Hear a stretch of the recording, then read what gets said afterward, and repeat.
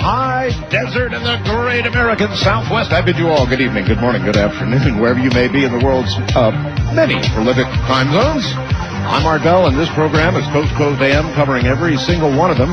Great to be here, and honored to be here with you tonight.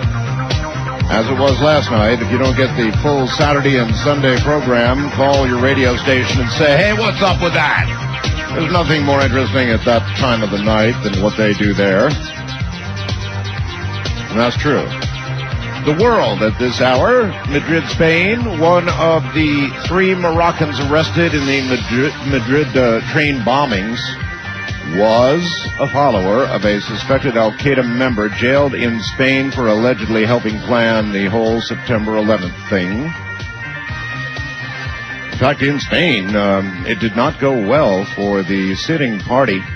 The socialists there have just scored a dramatic upset in elections, unseating conservatives stung by charges they provoked the Madrid terror bombings by supporting a U.S.-led war effort in Iraq, and therefore making Spain a target for Al-Qaeda, and so they got tossed out on their ear.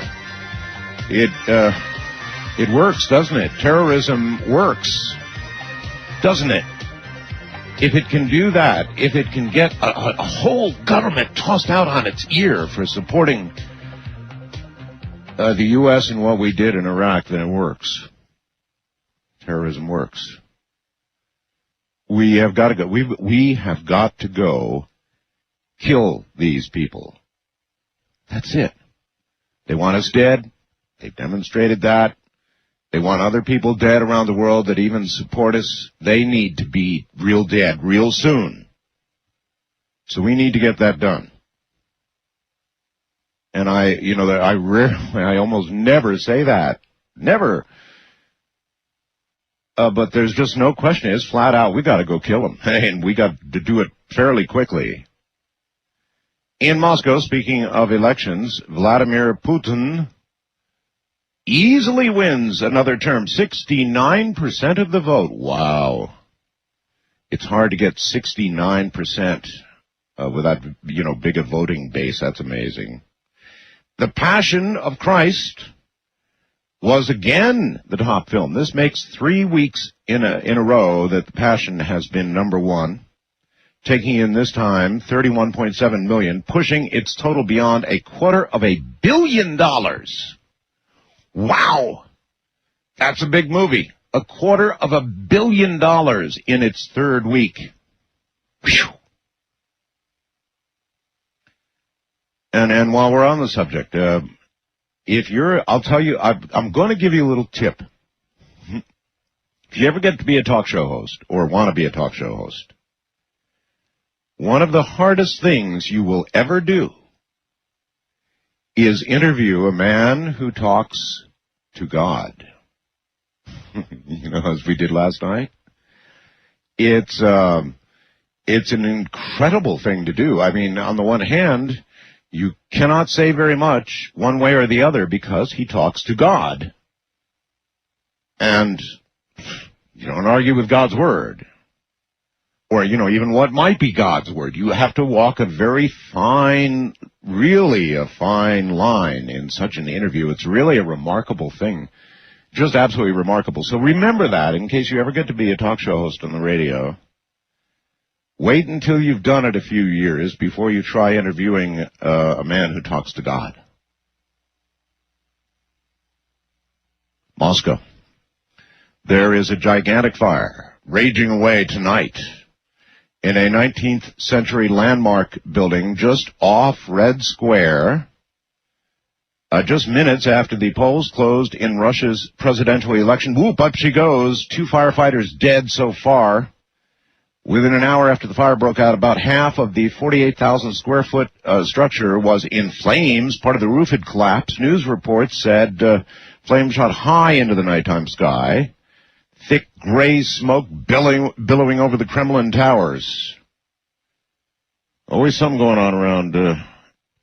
When Ramona and I were at the Kremlin, a shot rang out. In fact, a couple of shots rang out, and there was. We were actually standing in Red Square and pop, pop, you heard a couple of shots, and later it turned out it was some sort of assassination attempt. Pretty weird to have happen while you're there, huh? Turning for a second, well, I'll tell you what, let me break here, and we'll come back and do the yet stranger news.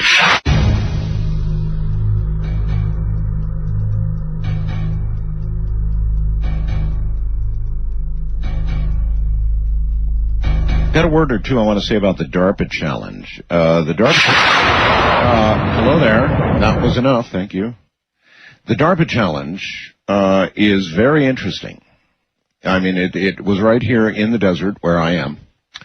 And, it was an attempt to see if an autonomous vehicle could navigate its way across the desert, with all the switchbacks and turns and hills and stuff like that.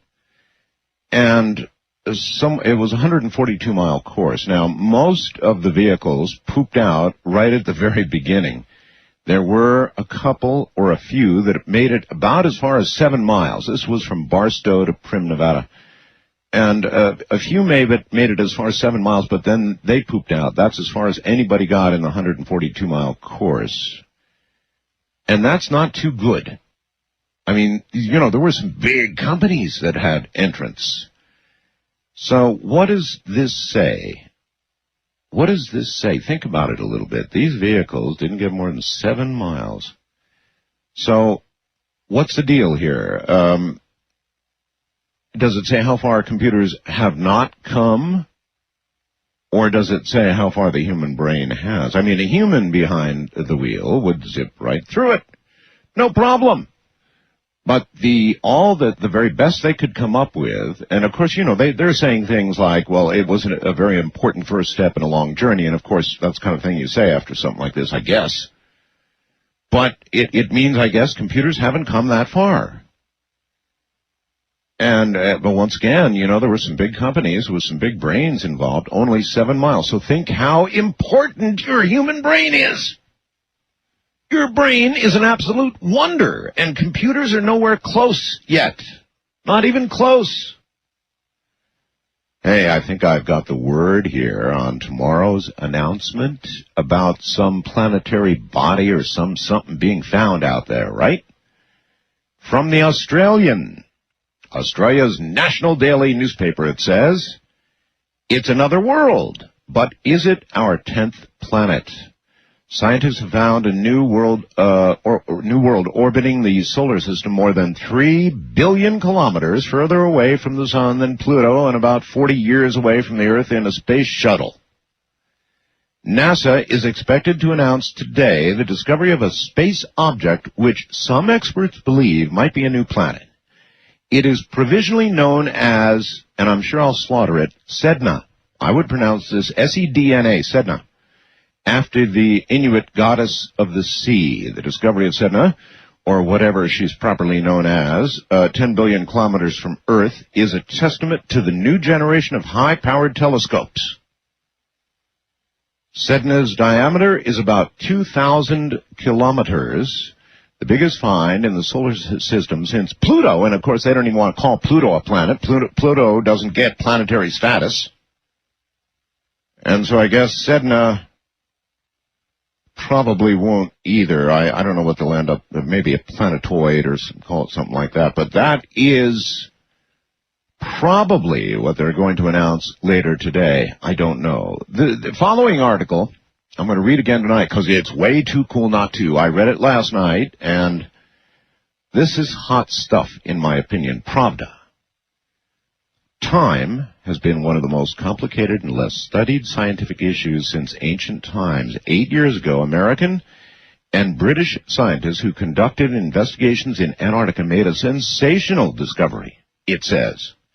U.S. physicist Marianne McLean told the researchers that something was spinning in a gray fog in the sky over the pole on January 27th, which they believed to be just an ordinary sandstorm. Now, I don't know why you'd have a sandstorm at the pole. Anyway, it goes on.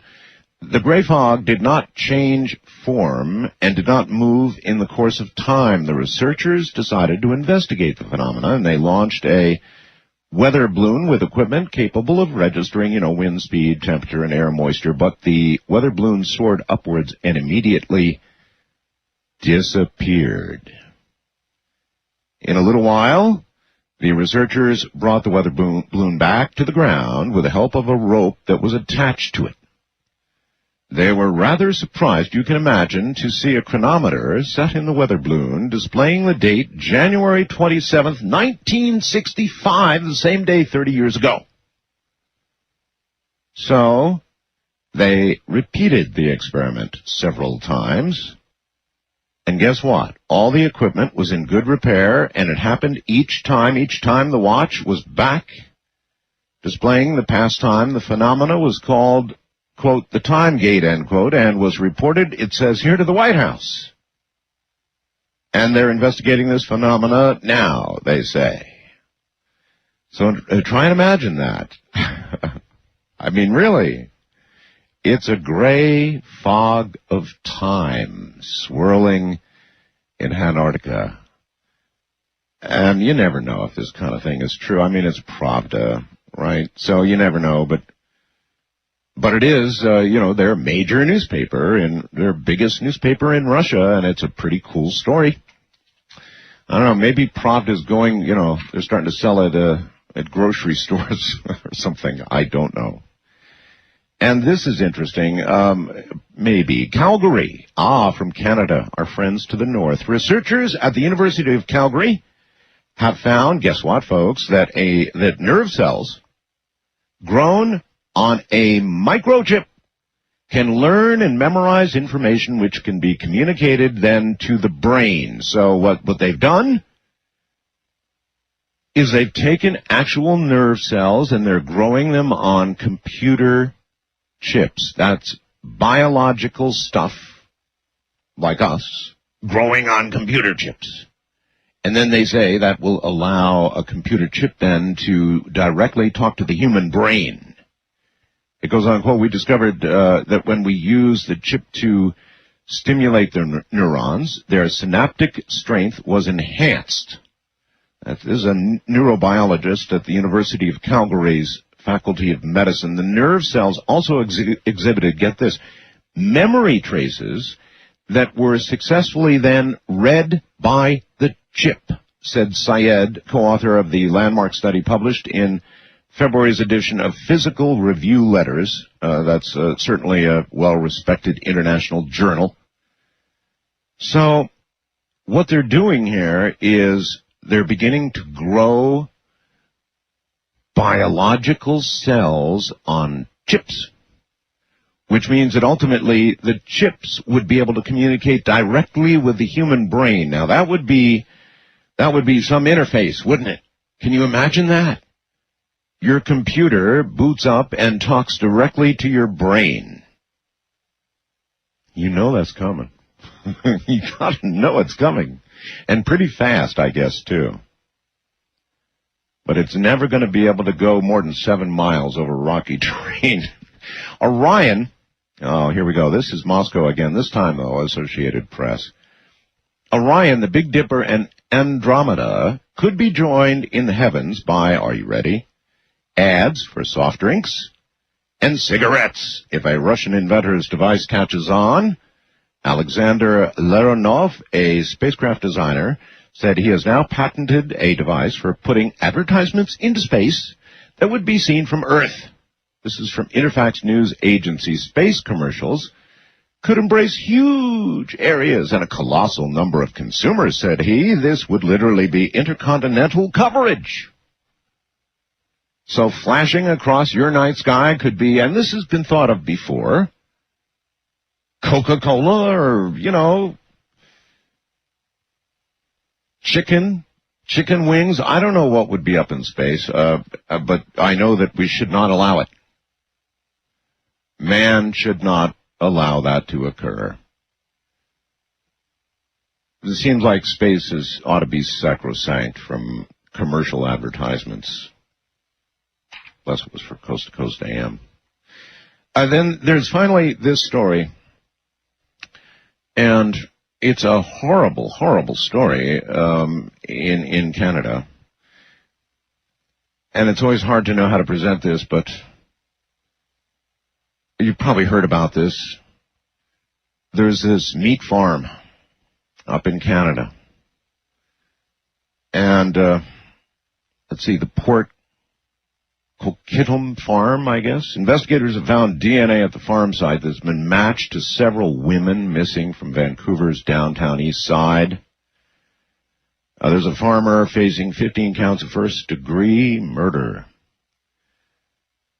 And they are saying they cannot rule out the possibility that cross-contamination may have occurred. In other words, between the possible 15 counts of first-degree murder of women and the meat that was packed up there. You get the idea, right?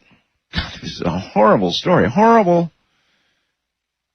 Anyway, the story ends up, at the end, this is being covered big time here in the West. And here's the way the story ends up. Anyone who still has frozen meat from the farm is asked to contact the Missing Woman Task Force. I was ready to say only in modern America, but this is Canada. So,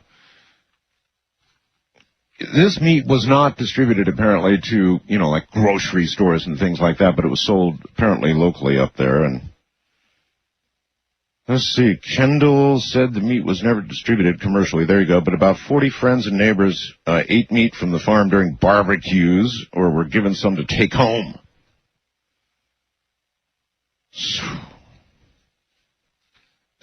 We live in a crazy world. The world, to some degree, in my opinion, is going nuts.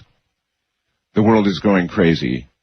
We almost began this as a topic of conversation after I was on ham radio last night after this. These kind of topics we talk about. And this was one of them. It's probably a good one. The world is going crazy, in my opinion. Bonkers. Politically, look where we are today with terrorism. We have people trying to kill us and anybody else who even likes us, like Spain. We're killing each other at a faster clip than ever before. The hatreds are as deep or deeper than they've ever been in all of our lives, even considering what's gone on in the Middle East. Socially, we're not exactly marching ahead. If you consider the state of the world right now, it's crazy. Socially, we're beginning to see more of this kind of thing happen, mass murders, people who eat other people, people who grind people up and sell them to neighbors for barbecues, and oh my God.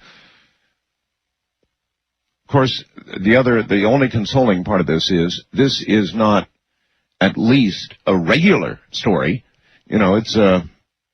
It's fairly irregular, and the fact that we're calling attention to it like this means that it thankfully doesn't happen that frequently. But it seems like in recent years, last 10, 20 years, there's been a lot more of it than ever before. Shall we dance? East of the Rockies, you're on the air. Hello. Hello, Art. Hi. Hi, how are you? I'm okay, sir. Where are you? Middletown, Connecticut. Oh, really? All right. I know where you are. And your first name? Peter. Peter. Okay, Peter, what's up?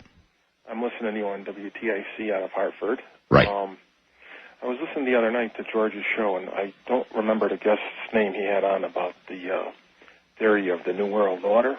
Yes. And he was saying that something to do with George Bush and the Skull and Crossbone Society and and the minions and whatnot. And well, I believe that, like the incident in Spain is an example of that, and that what's going to end up happening in the next several years from now is that the United Nations will be taking over our country as far as policing it. I think that'll be over our dead bodies collectively, sir. I don't agree with you, and I don't think that. Also don't think that certainly there is a skull and crossbones, but do I think it's in charge of some newer world order that either okays or is part of killing its own citizens? No, sir, I don't believe that. I definitely, whatever argument I may have with the president, I don't for not a million years. And this kind of accusation has been made about almost every president. And I don't for 1 second believe that. I believe when most decent men attain that high office, they do rise to it, and they don't order the death of their own citizens. So I'm sorry, that one's way too far out there for me. From the high desert in the middle of the night, this is the one and only Coast to Coast AM. Now it begins.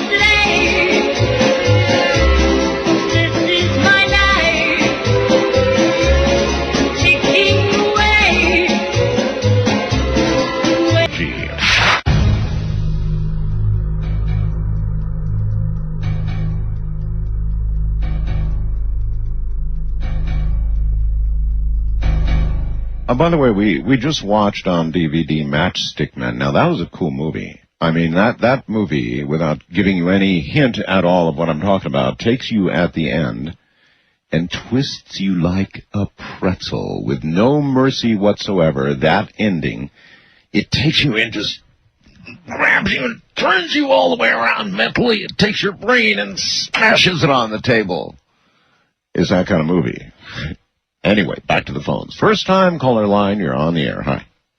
Hi, Art. This is Dan, KFI 640 AM, Riverside. Yes, sir. Welcome. Thank you. Another great show last night. I tried to get through. I was going to ask Benjamin if who the concentration camps were. Oh, I could tell you what his answer would probably be. Yeah. Shall I? Sure. It'd be for the Christians. That's what I suspected. Yeah, that's what he'd probably say. I'm telling you, man, if you want to do the hardest interview that a talk show host can do, I guarantee you did a great just try and interview someone who talks to God. That, baby, is a challenge. Yeah, you did a good job, but, you know, I've had similar experiences.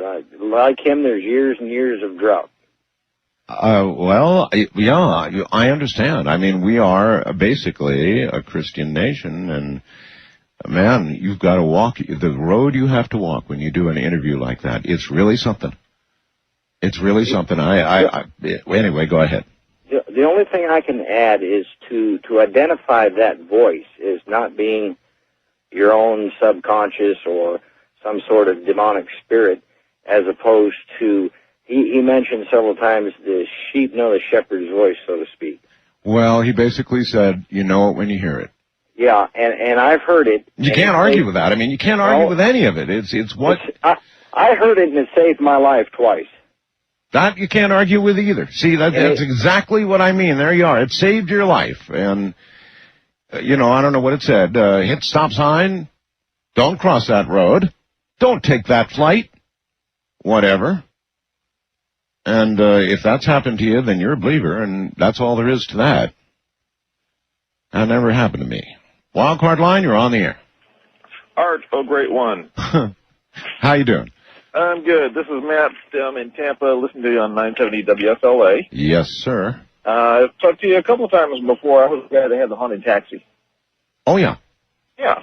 Anyway, I'm in another line of work. But, anyway, the guy that was talking last night, there's a common misconception. I was just trying to find it in my Bible, and I couldn't look it up right now. But God is not currently in control of the world. He has ceded that to the adversary to let him have his fun and do whatever he wants to.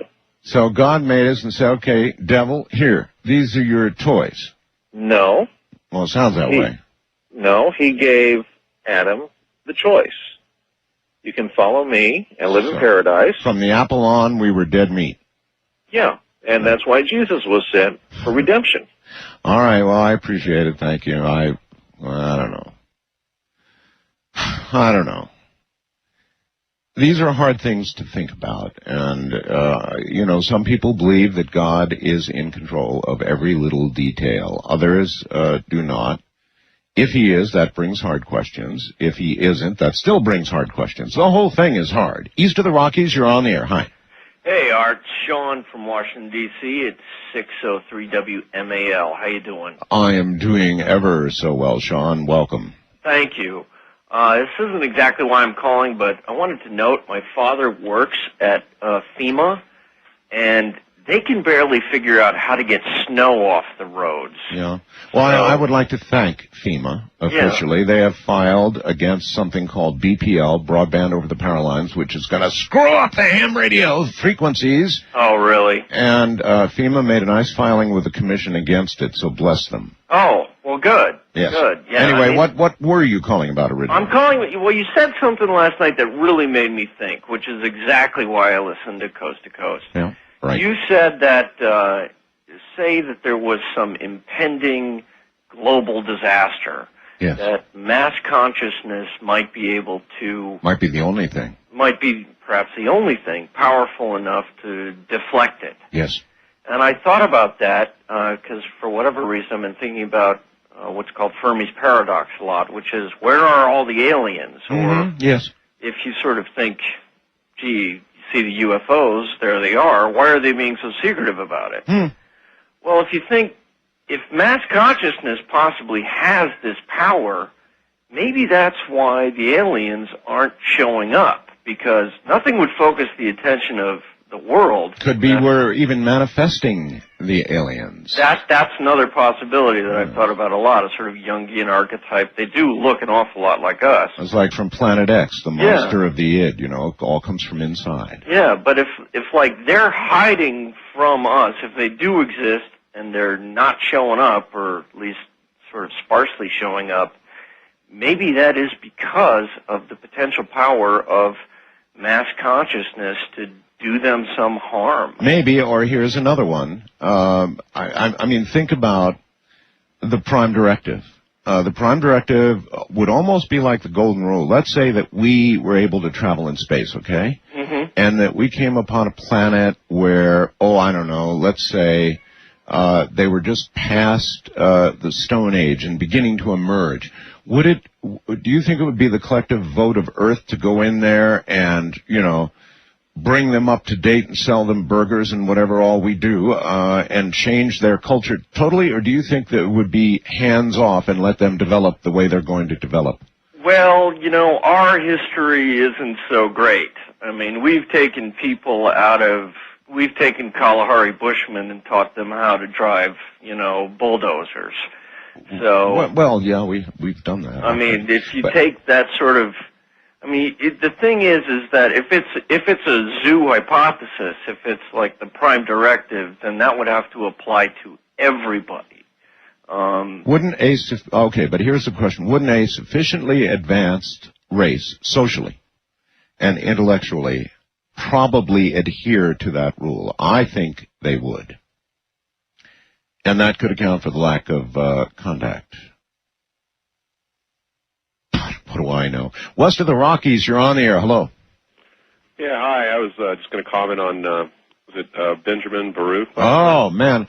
I knew it. I mean, at the time, you should have seen the emails that I was getting, but there's going to be more impact from that show, one way or the other. Go ahead and go ahead and comment. Yeah, I got it to ring, but I never did get through. I wanted to hear what he did say, what God said when he said, I want to talk to this people, or he was in that meeting. Unfortunately, they got skipped over, but... yeah, that was the group of investors, right? Right, the second group. But yeah.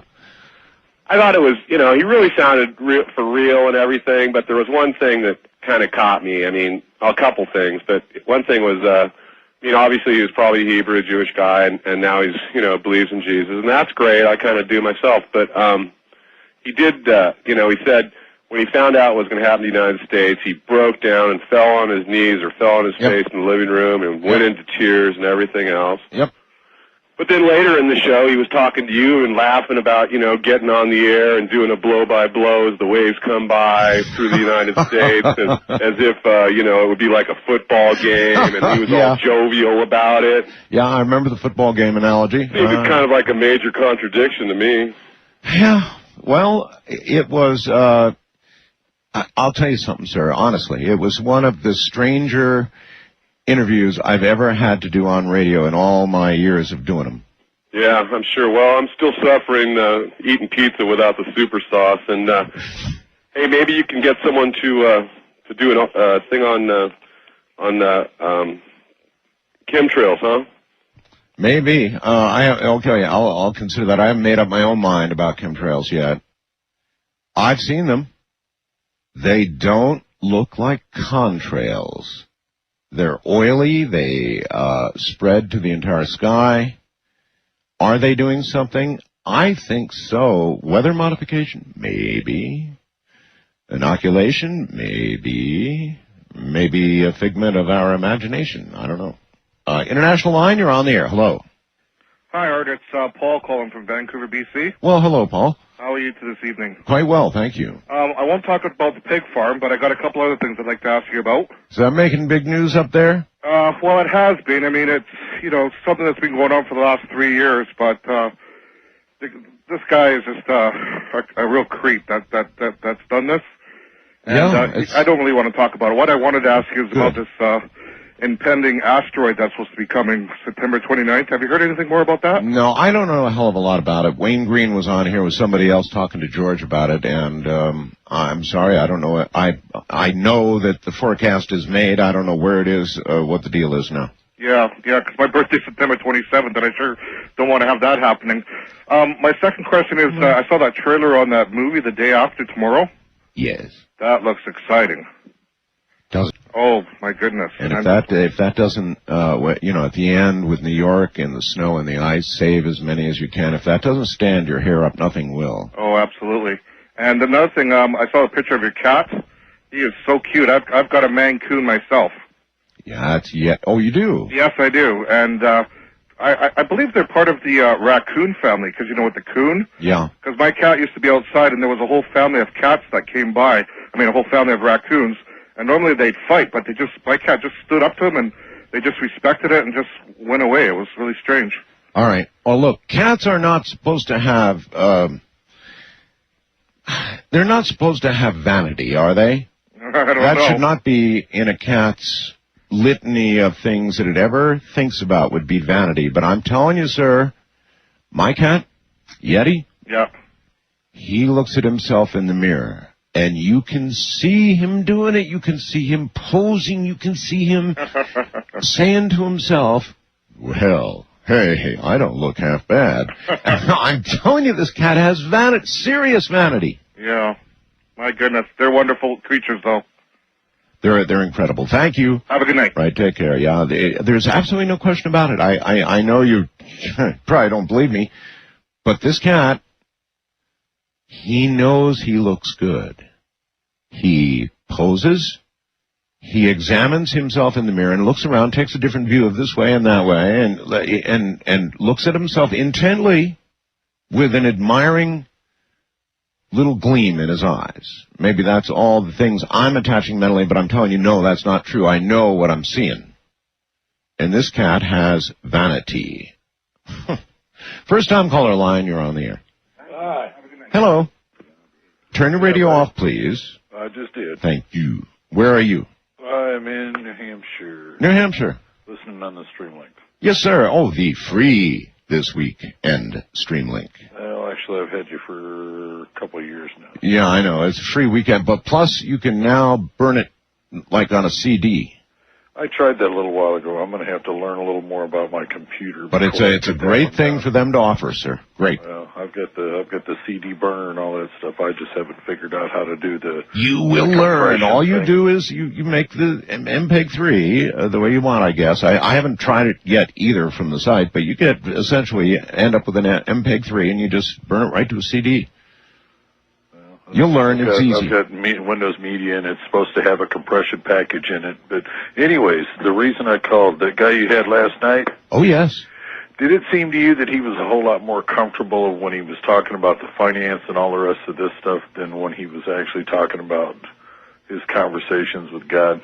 Yeah, but I would expect that. I mean, one is not exactly the same as the other. I was impressed with several things last night, as well as troubled. I was impressed, number one, that he knew what the hell he was talking about when it comes to finance. Did that. And number two, I also think he absolutely believes that he talked with God. And beyond that, I don't know. It was in a way, it was the opportunity of a lifetime, because that's one of the hardest interviews you'll ever do as a talk show host, is interviewing someone who talks to God. I guarantee you. Okay, let me throw one more quick one, and then I'll get out of your way. Yeah. Dolores Cannon, you had her on years ago.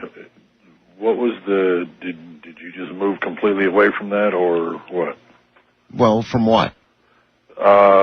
You've had, what's his name on, the other guy with the Nostradamus thing? I've had hundreds. Oh, I know. Thousands. I've been listening to you for a long time. I used to listen to you driving around South Dakota. So what do you mean? Did I move away from what? You haven't had her on in several years. And that's true. Where I've found her books extremely intriguing. Oh, I'd be willing to have her back. All right? All right. Thanks, Art. Yep, we'll take a look at it. Thanks. Yeah, I suppose thousands of interviews, actually. And so I'm telling you, in those thousands, the one last night was in its own way one of the hardest interviews I've ever done. From the point of view of, well, I'm not even going to go into it. You can just imagine, if you didn't hear it, and if you did, you can go back and review it and say to yourself, what would I have said there? Now, I suppose you can go outside the limits and you can say, well, I would have said, man, what a huckster you are, aren't you? You know, no, of course you wouldn't say that. You might say that, but you might get in trouble. And on the other hand, I didn't necessarily believe he was a hoaxer. I think he probably believes it, and maybe, you also have to allow for the possibility it really happened. He really did talk to God. Yeah, he's got kind of an overblown personality, and he certainly believes in himself like my Yeti. But maybe God does. Who knows how God picks somebody to talk to? So it's I hear my wife laughing in the other room. So it's one of those things you listen to and you do, and it's pretty interesting. First time caller line, you're on the air. Hi. How you doing, Art? I'm doing all right, sir. Little situation happened to me the other day. Yeah. I drive a truck. Yes. I called my house on my cell phone. Right. Left a message on the answering machine for my son to call me. Right. I get home the next day. Me and my son are sitting there talking. The phone rings. It is me on the phone leaving the message. Ooh, that's pretty weird. Yeah. That's really weird. Now, I mean, in fact, you have an answering machine, right? So yes. When you originally called, the answering machine did pick up. It picked up, and I left the message. And you left the message, and then you got home, and the same call came through again. Was the original message there first? No. I mean, me and my son are sitting there looking at each other, and I said, that's me. You weren't dragging that 18-wheeler across some sort of fog in Antarctica, were you? I don't think so. Well, gosh, I'm not sure what to say to that. I mean, it was strange. Now, just today, I'm sitting at the computer. I have my cell phone there, and I have caller ID on my cell phone. Yeah. And it rings, and it says home. I'm the only one in the house, and I'm on the computer. Huh. Well, what's to say to that? Yeah. You're like the man who talks to God. I don't think so. Well, I mean... Well, I was asking, going, oh, God. Well, see, there you are. So are you out at 18-wheeler right now? Yeah. You are. All right. Driving across Ohio. Ohio. All right, well, listen, the hour's blown. We got to go, but thanks for the call. Okay, thanks a lot. All right, take care. Huh? Yes, the world is definitely going crazy. It's full of all kinds of different folk, different people. with different ways, and they're getting weirder and weirder and weirder by the year. Sweet dreams are made of these. Who am I to disagree? I travel the world and the seven seas. Everybody's looking for something. Some of them want to use you. Some of them want to get used by you. Some of them want to abuse you.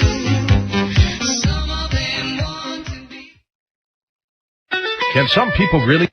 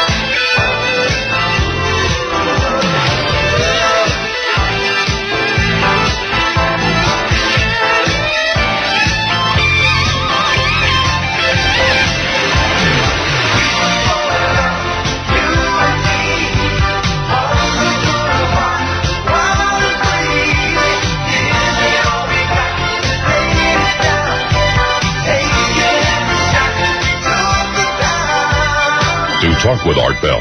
Call the wildcard line at area code 775-727-1295. The first-time caller line is area code 775-727-1222. To talk with Art Bell from east of the Rockies, call toll-free at 800-825-5033. From west of the Rockies, call Art at 800-618-8255. International callers may reach Art Bell by calling your in-country Sprint access number, pressing option 5, and dialing toll-free 800-893-0903. From coast to coast and worldwide on the Internet, this is Coast to Coast AM with Art Bell. Running in the night, with the night, playing in the shadows. That's what we do here. Coming up in a moment, Nick Cook. Listen to this now. He's an award-winning defense and aerospace journalist who, for the past 15 years, has been aviation editor, that's serious, an aerospace consultant of the world-renowned trade publication Jane's Defense Weekly. That's heavy-duty stuff. Nick is a regular contributor to the Financial Times, has written for numerous newspapers in the United Kingdom, which, by the way, is where he is for this interview, all the way to England. His analysis was sought by UK, US, and other world news media during the 91 Gulf War and the 99 Kosovo conflict. In his 18-year career, he has visited the world's leading defense establishments, has gained access to numerous top-secret military facilities and bases in the U.S. and former Soviet Union. In addition, his 2-hour documentary for the Discovery Channel, $1 Billion Secret, detailed for the first time the secret inner workings of America's classified weapons establishment. In a moment, Nick Cook.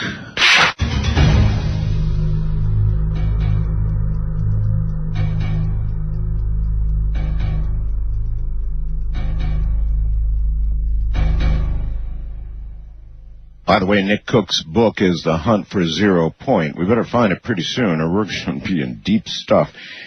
You know, it says in here, Nick, and welcome to the program, by the way, from Great Britain. Thanks, Art. Good morning. How are you? Very well. And you're in London, huh? I am indeed. London. Well, you know, just for fun at the beginning here, Nick, it says that you've been in some of the most secret places, defense places, you know, here in the U.S. and in Russia. And I was just sitting here thinking, Jane's Defense Weekly, of course, has an impeccable, wonderful reputation. And if I were like an Army general or Air Force general or something, you would be the last guy in the world that I'd ever let near any of my secret stuff. Yeah, well, I guess there is an argument for saying that. But on the other hand, you know, I mean, any reporter will tell you that everyone has an agenda. And, you know, even some Russian general in a base in the deep, dark wastes of Siberia somewhere, probably has a message he wants to get out. And, you know, I've been very lucky in working for Jane's for 15-odd years, and I found that because of its impeccable reputation and its credentials, that I was able to get in there into some of these places at a time perhaps when others might not. And of course, doing what I do as an aerospace and defense reporter, that was fascinating for me. It was an opportunity I wasn't going to pass up, and I was extremely fortunate to be reporting on that world, particularly round about the kind of the fall of the Soviet Union, you know, a dozen odd years ago. And it was just fascinating to be in those places, talk to those people, and kind of come out with the story. Yeah. Hey, Nick, I've got a straight-on question for you. Sure. In your opinion, are there weapons in space? That is a very difficult one. Personally, I don't subscribe to some of these views that I see and read that space is littered with space weapons developed in secret under the Star Wars program.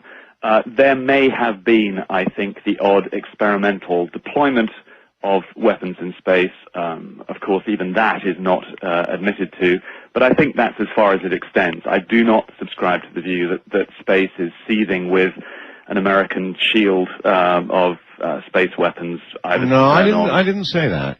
No, I know you didn't, but I have read it in kind of some of the more extreme literature that is, or maybe what's happening. And well, I don't see any evidence for that. Okay, well, if you think like our top defense chiefs would have to think, then one of the things that you would have to think would be, if we have a war, the first thing that we want to knock out is the enemy's satellites. They've got to go, boom, like that. They've got to be the first thing that goes, take communications away from them, and you take, you know, so I guess for 1 second, I don't believe that we don't have the capability to blast a satellite the hell out of space if we want to.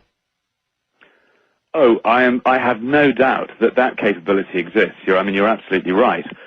Given that, as you say, modern warfare relies, if not wholly, then almost wholly, on the ability to rely on information derived from space.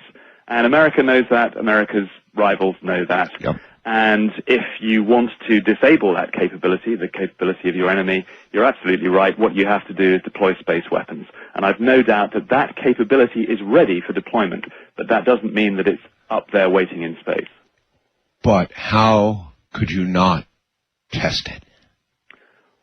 Well, that's what I'm saying. I think that kind of capability has probably been tested. Oh, I see. But you have, and you know, America is very adept, as some other countries are, but the States is particularly adept at deploying or putting into practice a principle called deployable prototypes.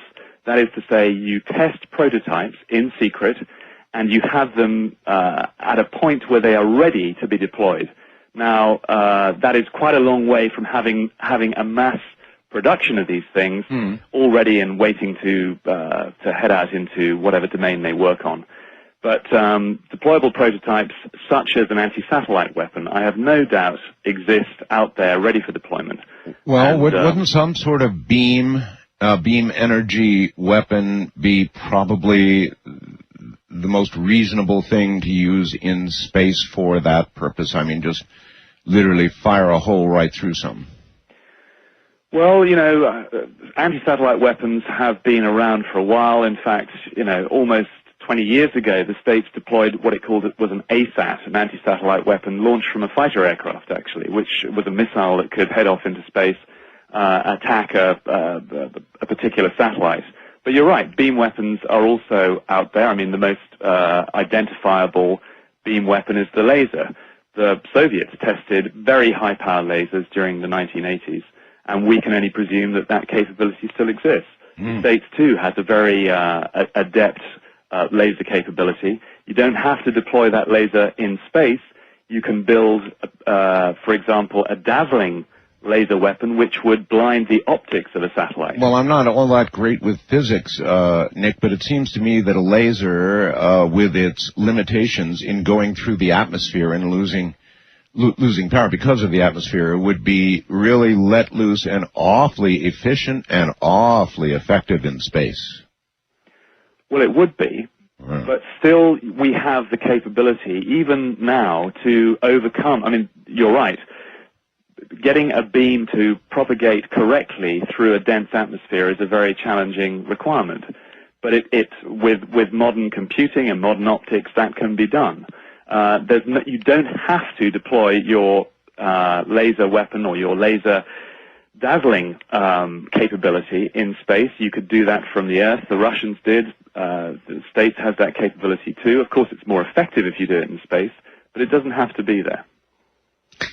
All right. We're really here tonight to talk about 0 point. Well, we'll probably talk about a lot of things, but I do want to talk about if the world doesn't come up with something pretty soon to replace fossil fuels, then either we're going to run out of them or we're going to so damage our planet ecologically that it won't matter. So a new energy source is really important. And everybody's heard a lot about this 0 point energy, so-called. Nobody's really exactly seen it yet, as far as I know. What do you know about it so far?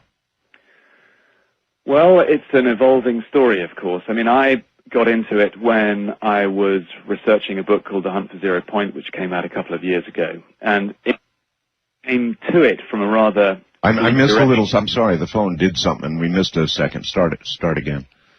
Well, I came at the whole 0 point energy story from a rather tangential direction. I was actually investigating anti-gravity as a possibility. And 10 years ago, I had absolutely no idea whether anti-gravity was possible or not. But I kind of felt and had been given some tips that it may be a story worth looking into. Of course, it was a very... for a magazine like Jane's, it was a very esoteric subject material. Indeed. So this is kind of something that I was looking into on my own beat. Or maybe I ought to stop you long enough to say, what did you discover, please, about anti-gravity? And then we'll go on to 0 point. What is is there really anti-gravity per se? And if there is, please describe it. Well, I published my findings of that 10-year search in a book called The Hunt for 0 Point, which, to my mind, proved beyond doubt that anti-gravity is possible. Prove it to me. There were numerous experiments. There have been numerous experiments done, but perhaps one of the more peer-reviewed experimentations was an experiment done by a Russian called Evgeny Podkletnov, who was experimenting with superconductors. Those are materials that do not lose their that have no electrical resistance, effectively. Now, he wasn't looking for an anti-gravitational effect when he was doing his experiment kind of 10 years ago, but he found that when he dangled a weight above a superconductor, that it lost around 3% of its weight. That's right. Now, that should be impossible under physics, but Podkletnov was finding that. And later on, backed by an Italian physicist called Giovanni Modenese, Modenese came up with theory which underpinned Podkletnov's experiments. But hasn't there been quite a bit of controversy, Nick, in perhaps not always being able to repeat his experiment? I think it was tried in quite a number of different locations with varying degrees of success. Absolutely. Now, NASA tried to replicate that experiment and could not. Right. Now, having said that, NASA funding was cut before it could complete its experimentations. But what interests me, and I pick up on what the science and technology community is saying, is that there is a lot of great faith amongst scientists and technologists that there is real science underpinning this heretical physics, because at the moment it is heretical physics. It's new physics which don't have any adherence from the old physics community. The old physics community, steeped in the ways of Newton and Einstein, which is as it should be, are very skeptical that what we're seeing here is real. But I follow the community as a whole, and there is a lot of debate within the space, aerospace, defense communities which shows me that they believe that there is real, or there may be real science in what is happening here. And I follow that. I would be foolish as a reporter not to comment on that debate. And to my mind, at the end of the Hunt for Zero Point, I was satisfied that there was something real happening in the anti-gravitational field. I don't think it's readily repeatable. That is true. Have you taken any heat from your colleagues for even writing about this? Well, yeah, of course. When I wrote this 2 years ago, it was really out there. I mean, none of my colleagues were writing and reporting on this stuff. Right. Now I note, for example, 2 weeks ago in Aviation Week in Space Technology, which is America's foremost aerospace technical publication, that they are now writing about zero-point energy. They had an article 2 weeks ago talking about how zero-point energy may be mined as an energy source to take us out into deep space, out to the stars in maybe 50, 100 years' time. So I'm really pleased about that, because it shows that my peers are also beginning to report on this real science. And that's what it is. It's just science we haven't properly quantified yet. But Nick, it's happening. when we do unfold this 0 point thing a little further, do you think, just asking for an opinion here, that we're going to run smack into what Nikola Tesla was doing so long ago? Yeah, I think there's very good evidence to show that what Tesla was doing 100-odd years ago will be verified by the physics of the zero-point energy field. I've absolutely no doubt about that.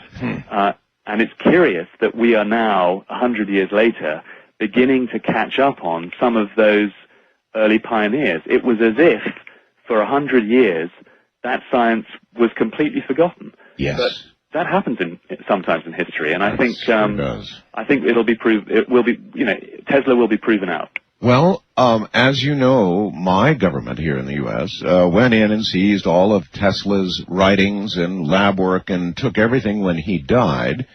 And one, I think, ought to presume that they tried to make, progress from Tesla's materials. And do you, as a reporter, have any idea whether there was an official follow-up with Mr. Tesla's stuff and how far they got? Well, I never really followed the Tesla story up in any great depth, but I am aware of the FBI moving in on his apartment when he died. Yes. I am aware that they classified a lot of his material. Yes. And it seems to me, I mean, when you look at perhaps similar instances of the government moving in to secure knowledge that it doesn't want let out today, we see, as you know, the governments everywhere in the Western world clamping down on proliferating technology they don't want to get into the wrong hands. I find it quite likely that 50-odd years ago, when Tesla died, in fact, he died during the Second World War, a time of particular security concerns, that the government would have stepped in then and gone, we don't want this knowledge getting out. We don't necessarily understand this knowledge, but we do think that what this man Tesla was doing was interesting and perhaps dangerous. And those ideas in the wrong hands could be fatal to us. Maybe one of these days, Nick, you will decide to go digging for the Tesla story. And you would think after all this time that it might be possible to, I don't know, file some kind of freedom of information thing or get to the right person and really find out what happened with Tesla. Well, the truth is a very interesting thing, isn't it? And I'm sure on your program, Art, that you have explored the very fine line that exists between myth and reality all of the time. Yes. And what I have learned from investigating this story and others is that, even when you have so-called proof from government archives about things that have happened or not happened, your senses, when faced with the incredible, are still telling you, come on, I'm still not sure, even though I'm looking at a government file here, whether this story is true or not. I mean, that takes you perhaps into the UFO question. I've seen countless documents supposedly from very senior government officials saying, particularly when the phenomenon first arose in the modern era in the late 1940s, Air Force generals going in classified memorandums, what is this phenomenon? But still, the official position in government circles is that the UFO phenomenon is not real, it does not exist, and we've got nothing to say on it. And yet, their files were full of Air Force generals saying, what the hell's happening out there? So there is a very fine line between reality and myth, and this 0 Point story, to a degree, travels on that very fine line. But to my mind, it's more in the domain of reality than myth, and that's why I choose to pursue it. Well, I don't think there is any more important subject you could be pursuing. I mean, as I said at the beginning, and I don't know if you agree with such a dramatic statement, but I think either we're going to run out of oil and fight wars over it as we run out, or we're going to end up polluting ourselves to the point that it'll be a moot matter. And that's how important it is that we find some new source of energy. Do you think it's not quite that dramatic? Well, there are, of course, all kinds of predictions, scientific predictions, on how much energy we have left in terms of oil, natural gas, and coal. Okay, well, hold that thought. We'll come right back to this when we get back. We're at the bottom of the hour. Nick Cook is my guest from Jane's Defense Weekly. This is a very, very well-respected journal in the UK, actually worldwide. And we've got him for the remainder of the program tonight. It's going to be a very interesting program, so as the old saying goes, try not to touch that dial. This is Coast to Coast AM in the nighttime.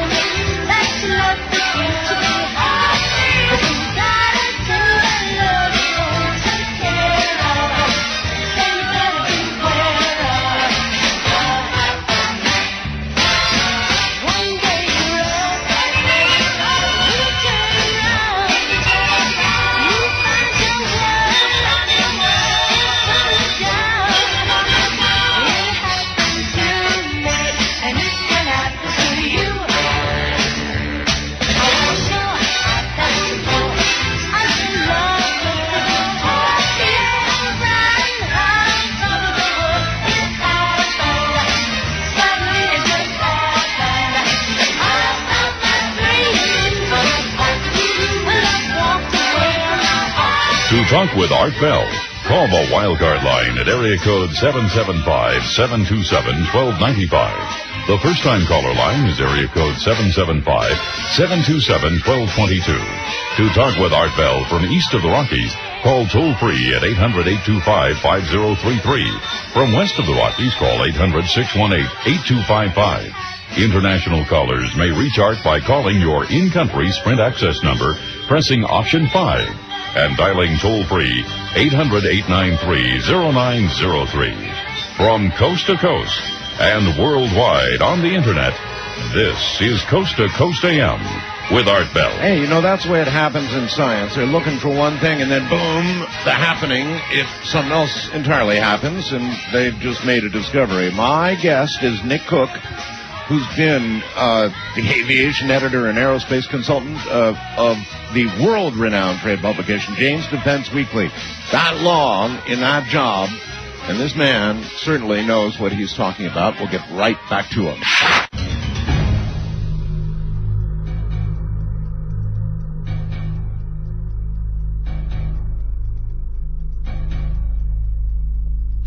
Incidentally, for what it's worth, I'm an avid reader, and there's a really good book I'm reading right now about a weapon in space, a really bad weapon in space. The author is Tom Grace, and it's a book out on the stands right now called Bird of Prey.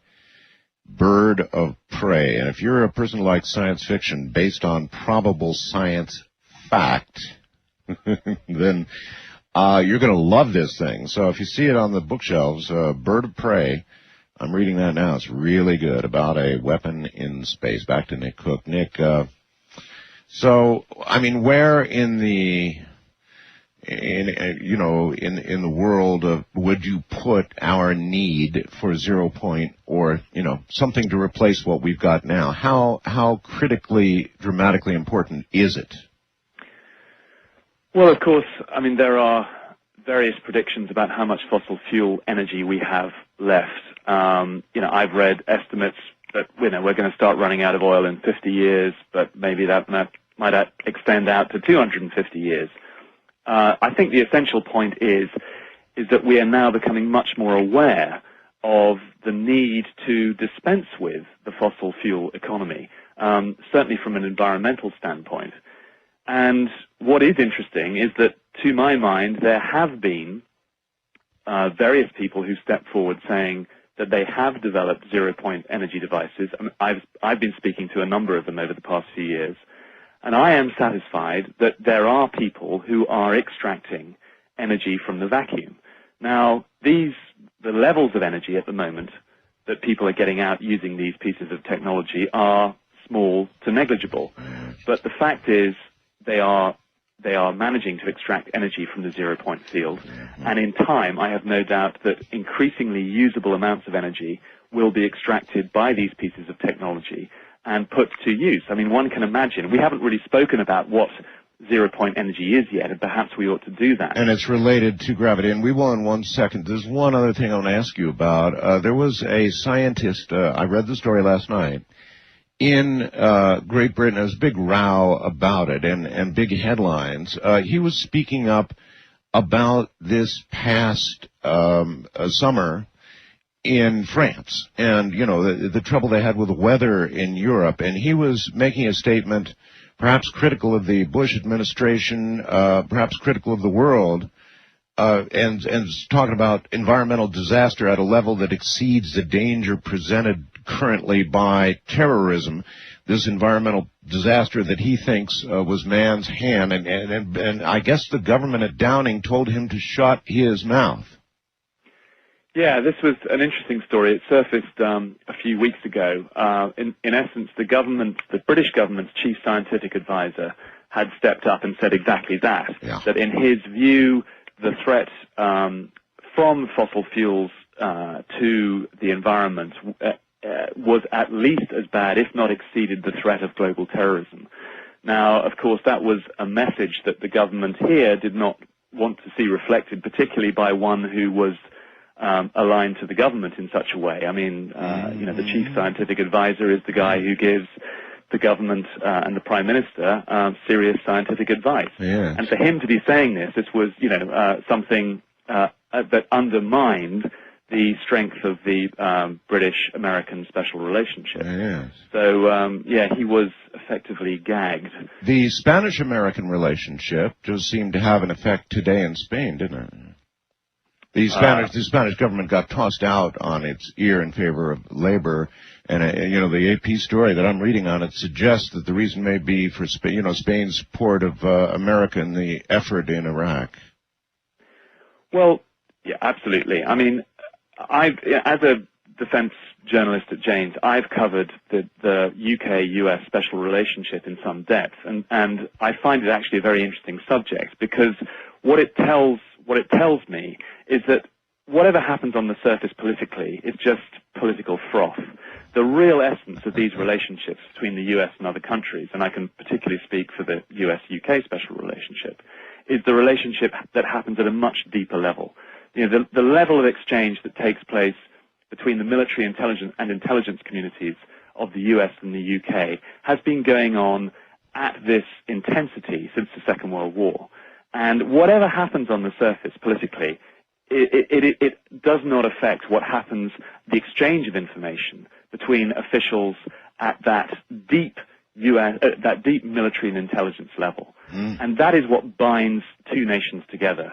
So it doesn't really matter what happens on the surface, that relationship will persist. That may well be the case in Spain, I don't know, but it certainly is the case here in the UK. Well, you're right. We do have a very special relationship. And talking about special relationships, come on, let's dive back now and talk about Zero Point. And somehow or another, Zero Point is related to the research on anti-gravity. How? Well, that's how I came into the story. As I mentioned a few minutes ago, I was investigating 10 or 12 years ago the possibility that we, somewhere in the world, had cracked the anti-gravity code. What that then led me into was a discussion of zero-point energy, because what I discovered was that there was a relationship between gravitational force and the zero-point energy field. At least that is an argument put forward by some very leading researchers. One of them, a guy called Dr. Hal Puthoff, an American based in Texas. Of course. A very respected scientist, published many peer-reviewed papers on the relationship between the zero-point energy field and gravitational and inertial force. Now, in essence, what we have in the zero-point energy field is a field of energy that exists on an almost undetectable level. It does exist now. We can detect it. But in essence, when you chill space down to absolute zero, you find that particles, electromagnetic energy, continues to be there, jiggling around, flashing in and out of existence. And the supposition is that if you can tap into that energy, those energy fluctuations, then you have a limitless source of energy. And the density levels of this energy are said to be enormous. In fact, Hal Puthoff said to me, and I know he tells anyone who will listen, that there is enough energy in the volume of a coffee cup, in theory, to boil the world's oceans many times over. So those are the kind of energy density levels, in theory, that we're dealing with. The problem is, of course, is making technology that can extract that energy from the vacuum. And understanding why we can only get a faint glimpse of something with so much massive potential.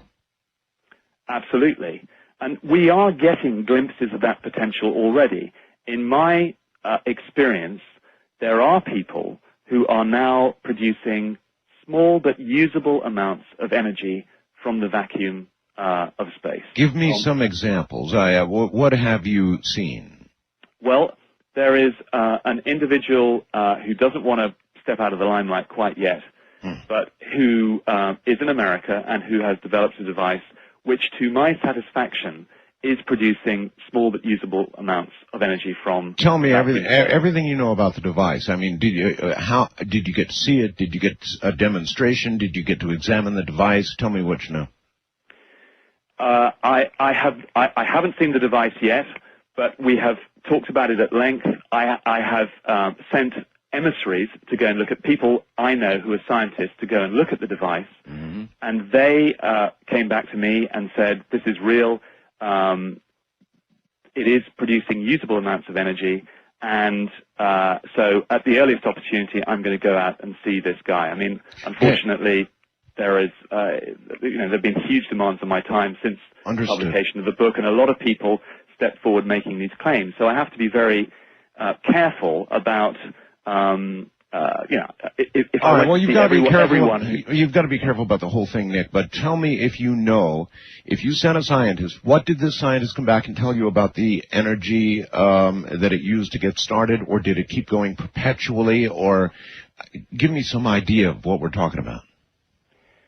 This particular device requires a small energy input to get started. Okay. But once it is up and running, it's a solid state device, and once it is up and running, it continues to churn out small levels of energy of the order of several hundred watts.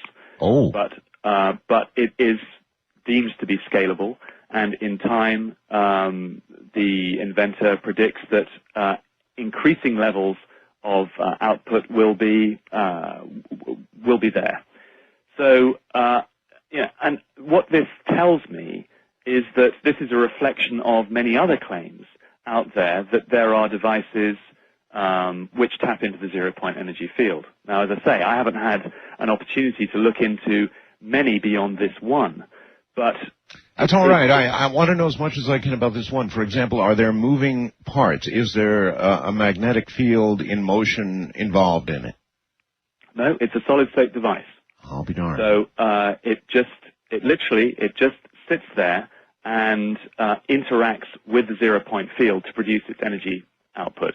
And now the guy actually, he has several other inventions which utilize other methods, including rotating magnetic fields for energy extraction. But it's this particular one that he's concentrating on, and I think which seems to offer the most promise. Well, that's incredible. Even Nick, at the level of several hundred watts, I thought you were going to be talking about milliwatts or less.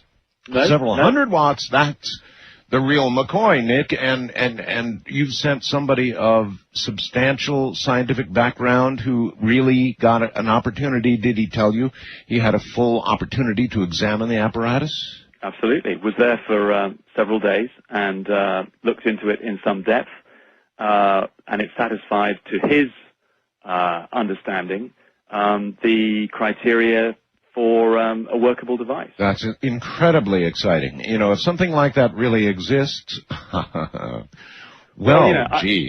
kinds of things are possible. Nick, like this man's, I would think his life might be in danger. Well, I don't know.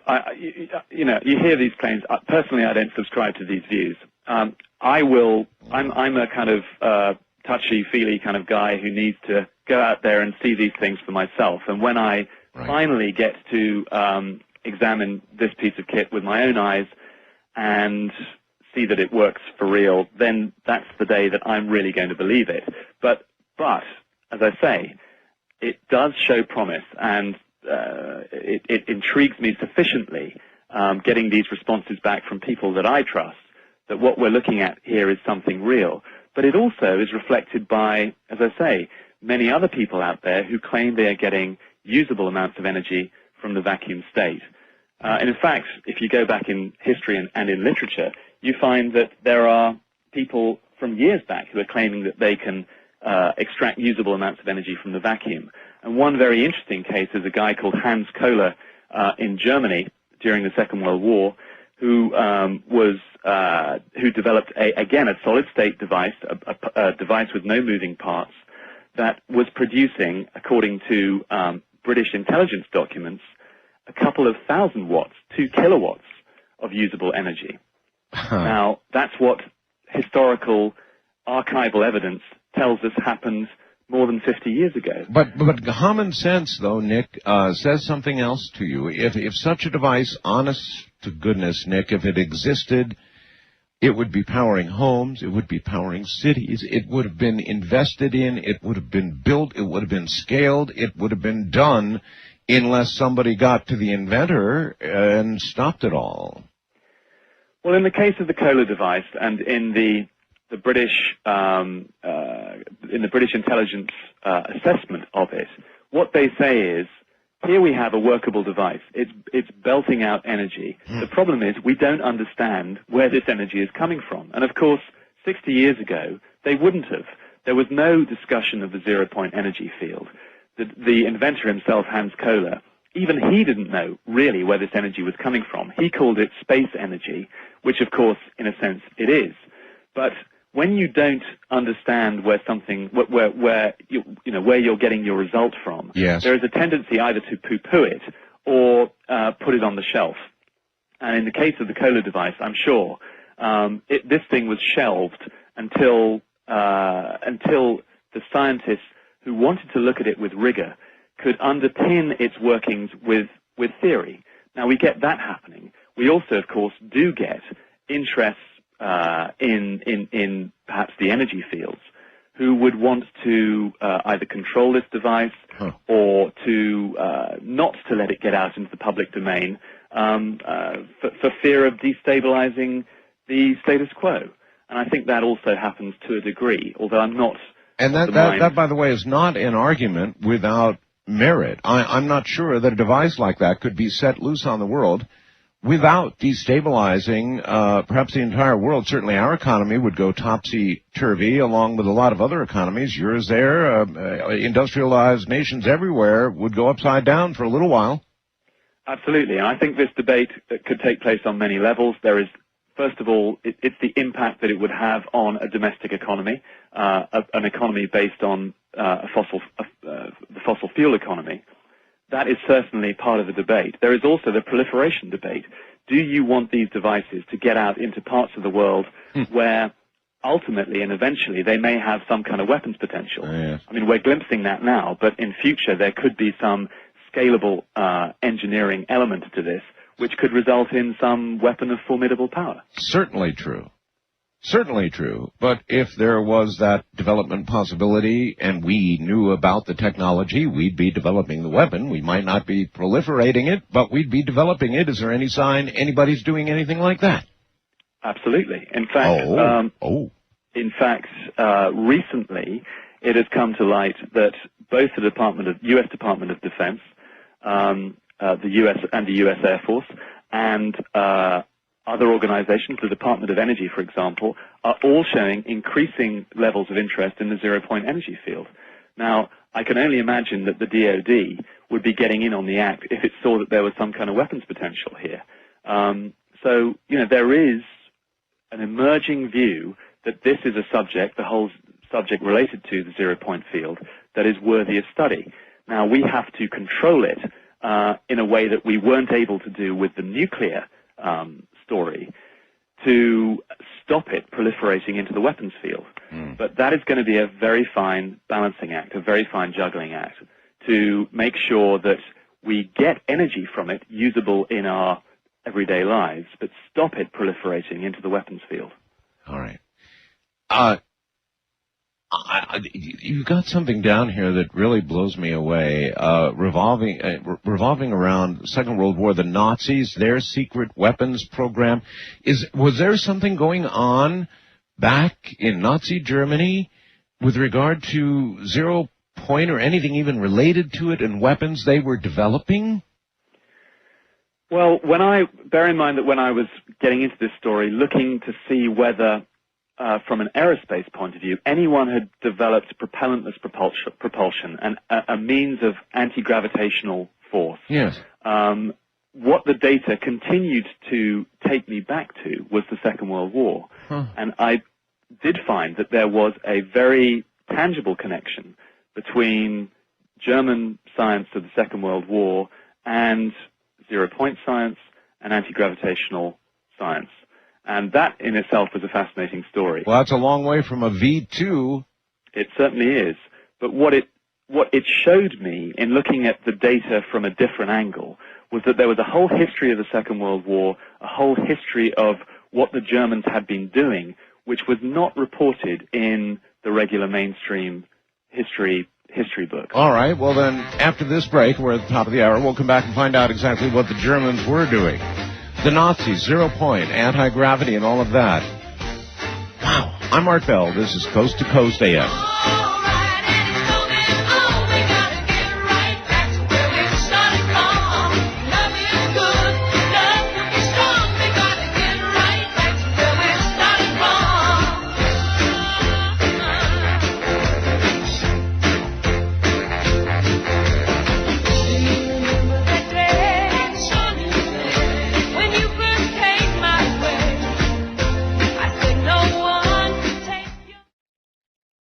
Can some people really find water?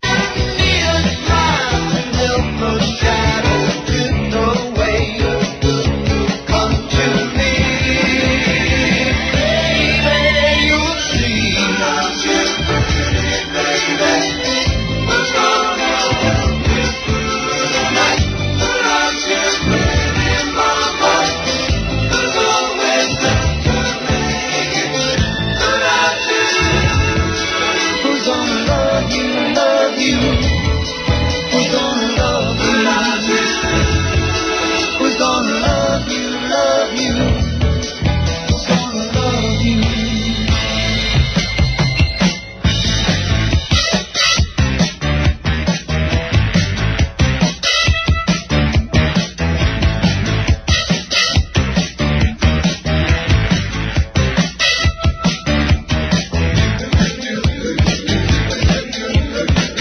talk with Art Bell, call the wildcard line at area code 775-727-1295. The first-time caller line is area code 775-727-1222. To talk with Art Bell from east of the Rockies, call toll-free at 800-825-5033.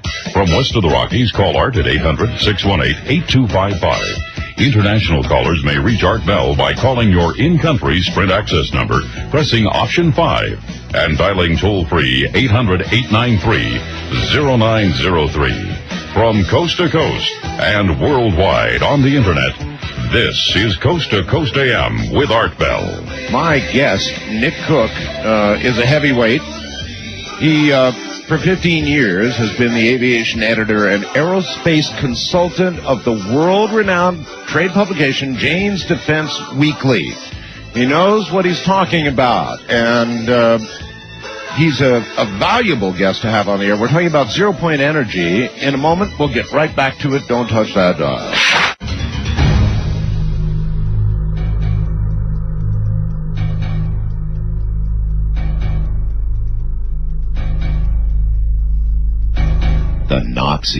The Nazis and 0 point. There seems to be a story here about what the Nazis were doing in the Second World War. Let's see if we can find out what it is. Nick, all right, the Nazis, what do we know?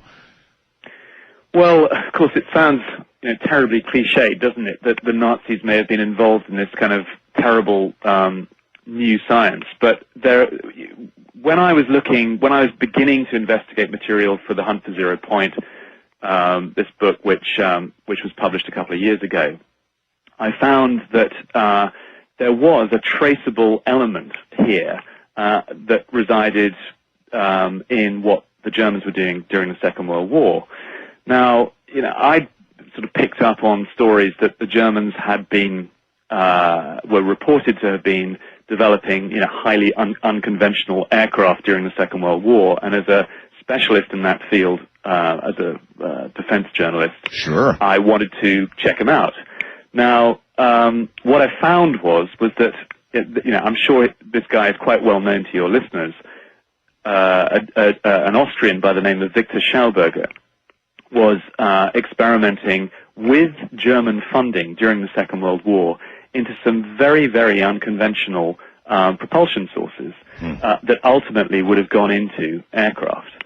Now, this propulsion source that Victor Schauberger was developing with German funding was for what we would now call a zero-point energy device, in that it was meant to extract its energy from the zero-point field. Now, there is no clear evidence to show that what Victor Schauberger was developing actually succeeded in working. But what interested me was this funding line.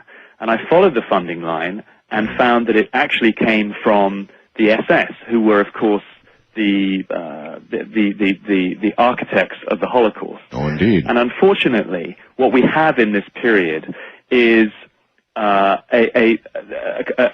very unpleasant intertwined story between what the SS were doing, funding what they would have looked upon as novel science that perhaps might have led to some breakthrough technologies that might have helped win them the war, and at the same time their ghastly involvement in the concentration camps and the Holocaust. And as a result, these stories, the story of their scientific work, has become blurred and to a large degree lost by the horrors of their crimes. Who's Kammler? Is it Kammler? Yeah, well, Kammler was a very interesting figure and is at the heart of this story. When I followed this funding line, what it actually led to was an SS general called Hans Kammler, who was in charge at the end of the war with all of Germany's secret weapons development.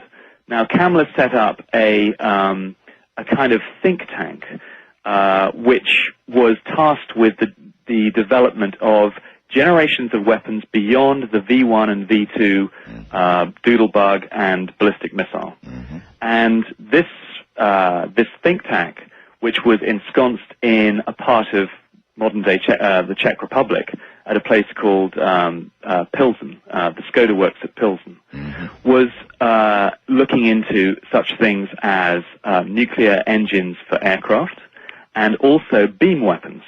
So exotic laser-type weapons, and this was 60 years ago. Now, of course, we've already been discussing how the Germans were actually developing a zero-point energy reactor, and Hans Kohler in Berlin towards the end of the war succeeded in developing a device which belted out, even according to British intelligence documents, several kilowatts of energy. So here was a story behind the documented history of the Second World War, which was showing me that the Germans were involved in what we would call as radical science, and that they were throwing real money at it. And as we know, the Germans, who have a very good and developed sense of engineering, in my experience, would not be throwing good money at wholly crackpot ideas. And that's what got me into the kind of the whole German angle. Well, again, Kammler disappeared mysteriously. Now, every time, I don't see how you can ignore the fact, Nick, that every time you have a story like this about energy apparently from the ether, you also, more than half the time, have a story of a mysterious disappearance or documents that flash into thin air or get absorbed by the government or somebody dies. Now, that's it. I mean, over half of them, at least. Well, I mean, first of all, let me just say that in my experience, and I am talking to people involved in this field today, I have found no evidence yet of that level of conspiracy. Of course, I'm aware of those stories, but the people that I'm talking to on an everyday level are just getting on with what they see as, real and interesting and new science. But certainly, when you go back to the Kammler story, I mean, I think the Kammler story goes way beyond simply what we're talking about here, about kind of zero-point physics. Kammler was charged with all of Germany's secret weapons development at the end of the Second World War. And as we know, even from published accounts of what they were doing in terms of developing, the V-1, which was the progenitor of today's cruise missiles, and the V-2, which was the progenitor of today's ballistic missiles, those were technologies that Germany's enemies, the Western allies, would have given, and indeed did give, their eye teeth for at the end of the Second World War. Now, that man, Kammler, tasked with V-1 and V-2 development, and we now know, or at least I know through my research, with a whole generation beyond of secret weapons beyond the V-1 and the V-2, Kammler would have been a man highly sought after by the Allies. Now, there is strong evidence, as documented in my book, The Hunt for Zero Point, that Kammler did do a deal to save himself from the gallows. Bear in mind that the SS were not just tasked with radical, follow-on, second generation of secret weapons technology, but they were also deeply involved in the machinery of the Holocaust. Sure. These were people who would have been hot on the list of any trials prosecutor at the Nuremberg trials. Sure. So Kammler, it seems, there's no proof, but it seems, did do a deal. He told Albert Speer, the head of Germany's armaments program at the end of the Second World War, and we have this through Speer's own testimony, that he wanted to do a deal with the Americans, trading top-secret technology in return for his life. And lo and behold, at the end of the Second World War, Hans Kammler disappears off the face of the globe in very mysterious circumstances. There are 4 conflicting accounts of his death, none of which, to my mind, stacks up to any real scrutiny. And so here we have a guy who knew everything in terms of secret weapons development at the end of the Second World War, who was highly sought after, and who disappeared. Now, kind of draw your own conclusions, but, that, to me, stacks up as a pretty powerful piece of argument for saying that Kammler did his deal, and most probably with America. Okay, well, I'm still sticking with an awful lot of people who get involved in this kind of story seem to come to mysterious ends, and or their work comes to a mysterious end. I mean, it's just, of course, I guess you can understand in his situation why it's a mysterious end, but it happens a lot. So you really, so then we got him? Is that what your best guess would be? We as in the U.S.? I believe so, yes.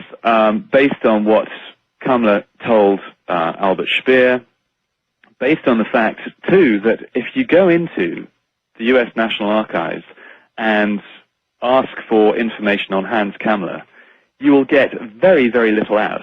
Now, if you ask on information on almost everyone else involved in the upper echelons of the Nazi establishment at the end of the Second World War, you will get reams of data on them. But there is a very suspicious lack of any corroborating evidence on Kamler. So little is known about this guy, and yet he was, outside of Hitler's inner cabinet, the most powerful individual in Nazi Germany at the end of the Second World War. It's always very interesting for me, having done this research now. I will go and look in any new book that appears on Nazi Germany, any new, kind of written by a well-respected author, and you go to the index section, and you flick it through, and you get to the case, and you look up Kamler, and there is next to nothing usually on this individual, and that's because someone, I think, has done a very good job of excising Kamler from the official records. All right, Nick. Then we've got the story on Kamler. We've got the story on Nikola Tesla and others. One would not be too far out of line to project that with what you can speculate on and you've dug up and certainly our government at some level knows a hell of a lot more. They've got perhaps even the real McCoy. They may have the end of the rainbow on 0 point, or at least enough knowledge about it to proceed if they wanted to. And so my question to you is, Nick, if our government did possess this answer, would they, in your opinion, keep it all locked up for as long as they can so that weapons would not be, there would not be proliferation? We discussed this a little while ago. In other words, would they keep it secret? Unquestionably, yes. Aha. And the answer, and of course there are very clear reasons for doing that, some of which we've discussed already. I mean, the main one is, of course, you don't want your enemies to even begin to have an inkling that you are developing this stuff, because knowing that something is doable is half the battle to developing something.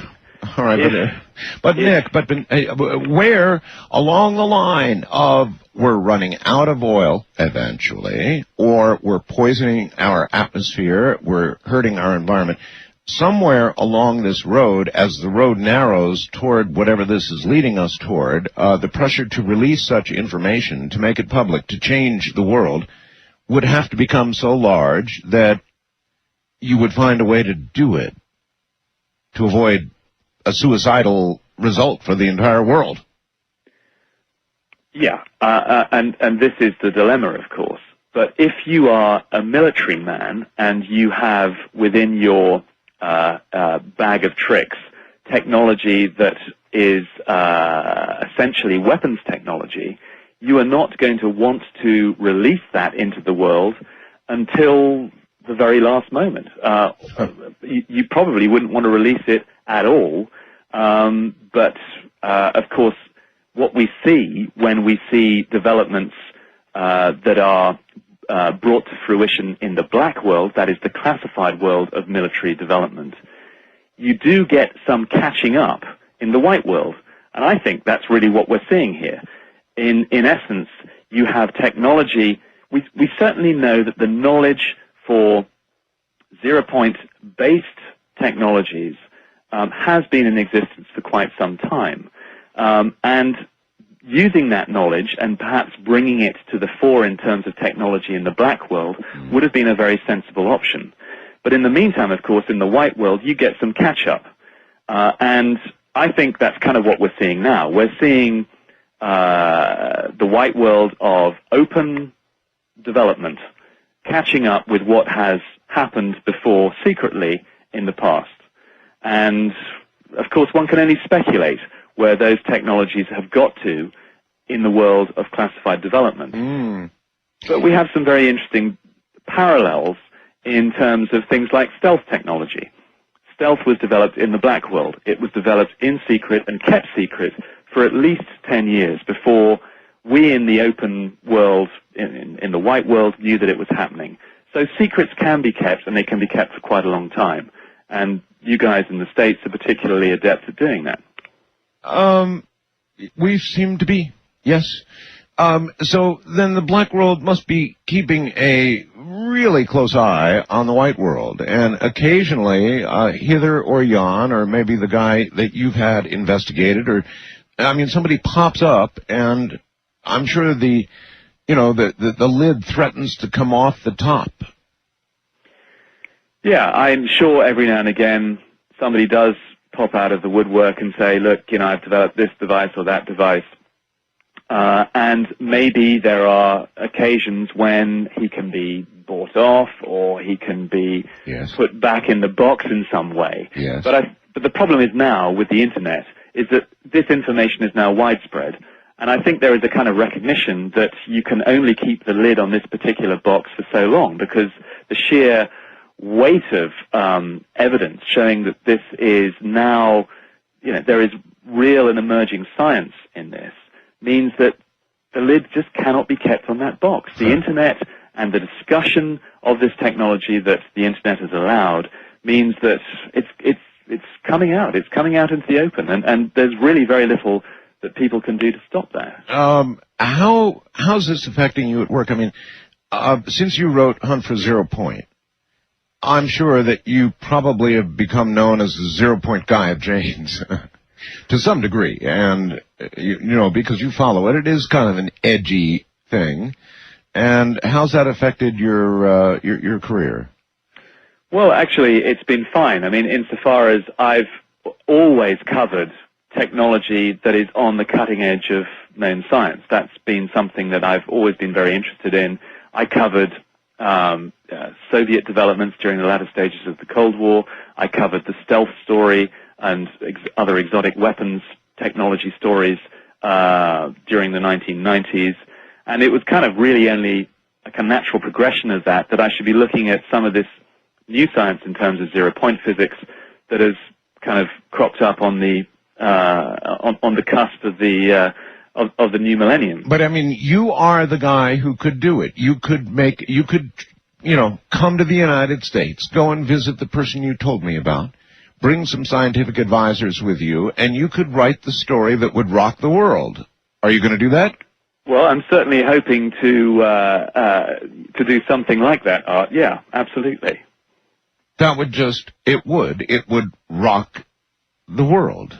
There's no other way to put it. It would rock the whole world. It would change everything.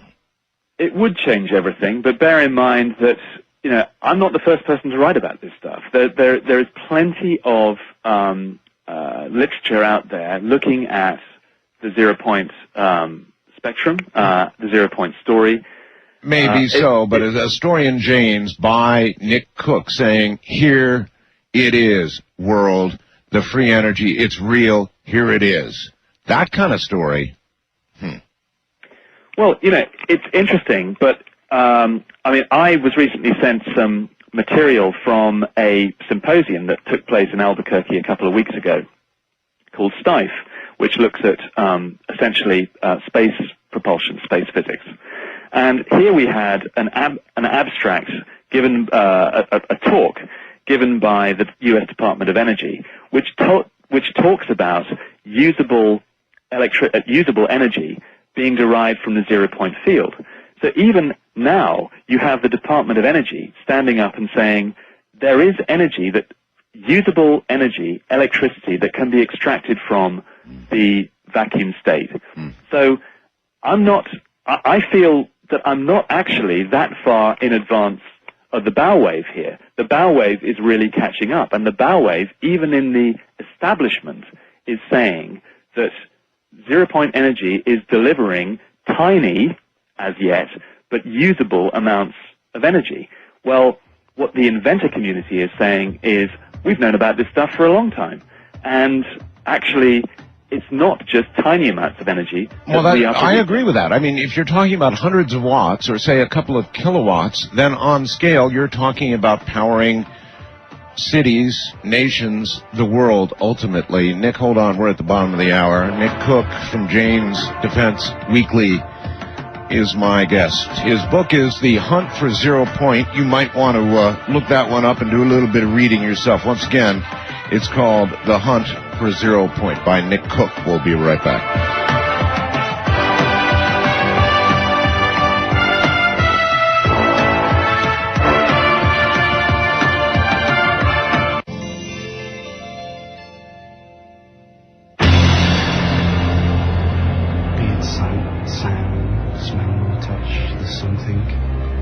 Inside that we need so much. The sight of a touch, or the scent of the sand, or the strength of an oak roots deep in the ground. The wonder of flowers to be covered and then to burst up through tarmac to the sun again, or to fly to the sun without burning a wing, to lie in a meadow and hear the grass sing, to have all these things in our memories stored, and to use them to help us.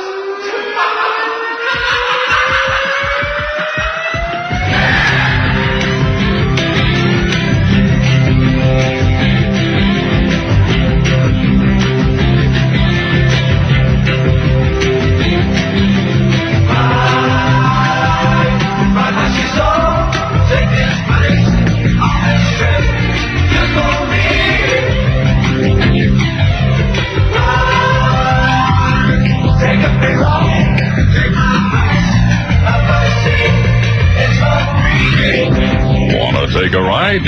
To talk with Art Bell, call the wildcard line at area code 775-727-1295.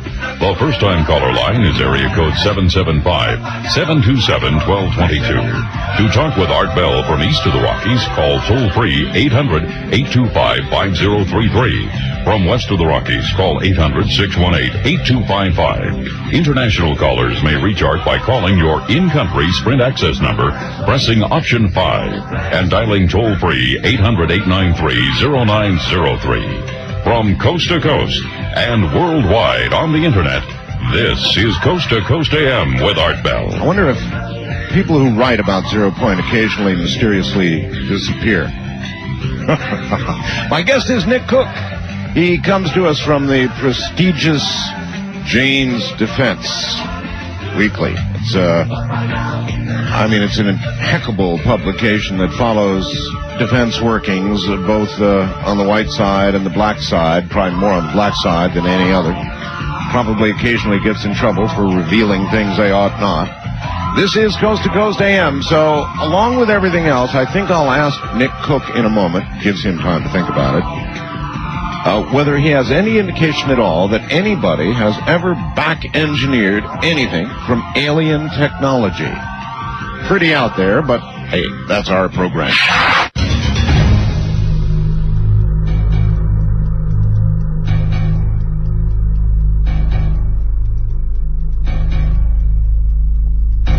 This is Coast to Coast AM, so we ask these kinds of questions. Nick, there's been a ton of speculation. I've interviewed fascinating people like Colonel Corso and others who have made pretty outrageous claims about alien technology, recovered technology from crashes of alien craft that has been introduced to the white world in a kind of an interesting way, leaked into industry in an interesting way, producing some of the things we now regard as rather common.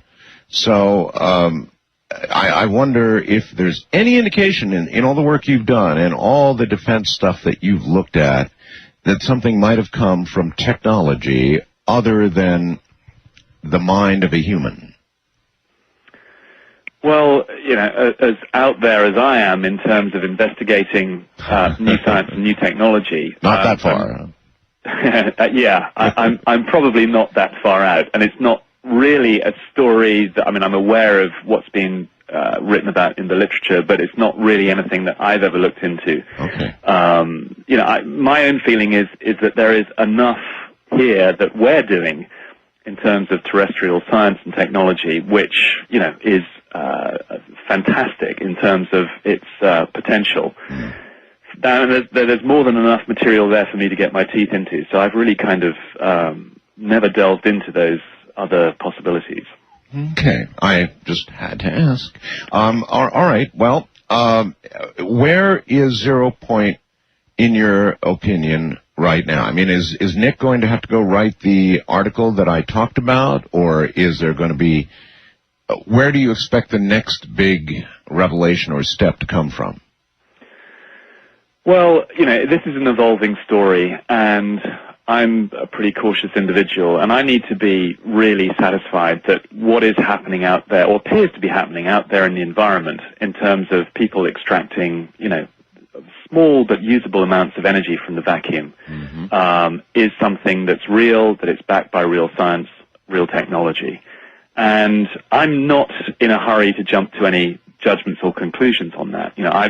I need to go out there and just rigorously go through it and make sure that this is not some weird sort of anomaly, that, we really are now on the cusp of this new era. And I think that's the exciting thing here, is that we appear to be on the cusp of a new era where we can actually tap into this new physics to get what perhaps by the end of the perhaps the midpoint or the end of the 21st century will be a whole new energy economy.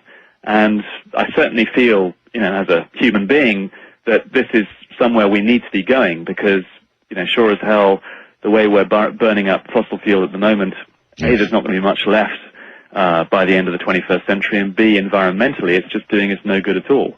So, something needs to change, and I feel that the signs that I'm getting back from the community out there is that we now are on the cusp of that change. I want to run something by you very quickly, Nick, for what it's worth. I'm a ham operator. I put up this monstrous antenna, Nick. It's up on 13 towers, 13 radio towers I've got here. And it's 2 wires on each tower, and it's a total of about 4,400 feet of wire, Nick. 75 feet up in the air, and then the wire below it is 68 feet. This is a monstrous antenna. Most hams don't do anything of this size. They did it in the old days. But I've measured a voltage on this antenna, Nick, that's always there. It's always there on quiet days when the sun is out and the wind is not blowing and it's calm. There's 300 plus volts there. I have no idea what it is. I've sort of just...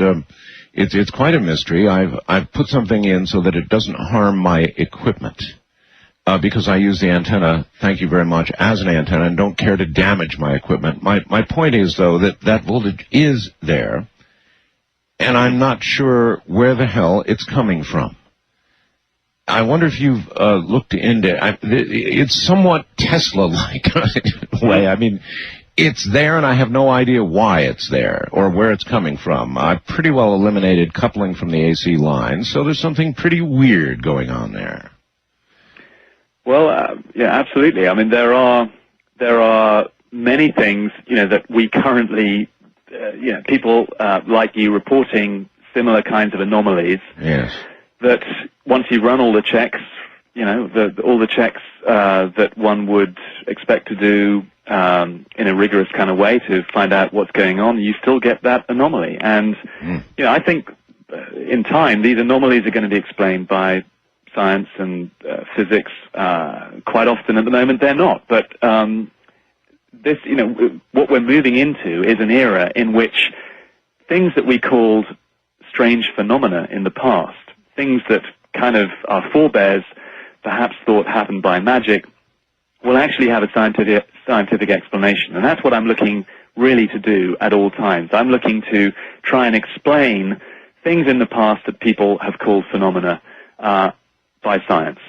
And I know that, you've investigated on your program and talked about the John Hutchison series of experiments. Absolutely. At length and in depth. Hutchison is interesting because in another age, perhaps we would have described him as a magician. Now I think that the phenomena that he'd been producing in his laboratory, which ranged from the transmutation of metals through to levitation and other forms of kind of paranormal type phenomena, are now beginning to be explained by the science of the zero-point field. And that is as I think it should be. I don't think we should write off strange happenings as, inexplicable paranormal phenomena. Certainly, they could be the key. I'm sorry, I don't mean to interrupt, Nick. We've got this transatlantic thing, but there's the Coral Castle, for example, in Florida. That's just a total enigma. I mean, this man moved rocks and did things that without the aid of something that lessened or canceled gravity would have been impossible. I'm not that familiar with the Coral Castle story. I'm aware of it, and a number of people have pointed it out to me as an extraordinary place where apparently extraordinary things have been happening. But for me, it's really important that I don't jump to conclusions. I need to quantify anything strange, and if it can't be quantified, then I have to leave it on one side. In the Hunt for Zero Point, everything that's down there is real-world experimentation, and where it's not, I'm very careful to say it's speculation. I think it behoves us to be rigorous about what we see, and when I go out there and I investigate these stories, I have to be equally rigorous. Well, an interesting thing happened when I was researching material for the antenna that I built, Nick. What I found out was that a lot of technology regarding very, very large antenna arrays was pretty common a long time ago. And I'm talking about when radio first began, when they were doing back in the spark gap days. They were putting up antenna arrays that produced some incredible results, much of which has been either lost, forgotten, or put up on the shelf. But it's no less valid today than it was then. It's just sort of a lost part of science. Someone put it up on the shelf, and that's that.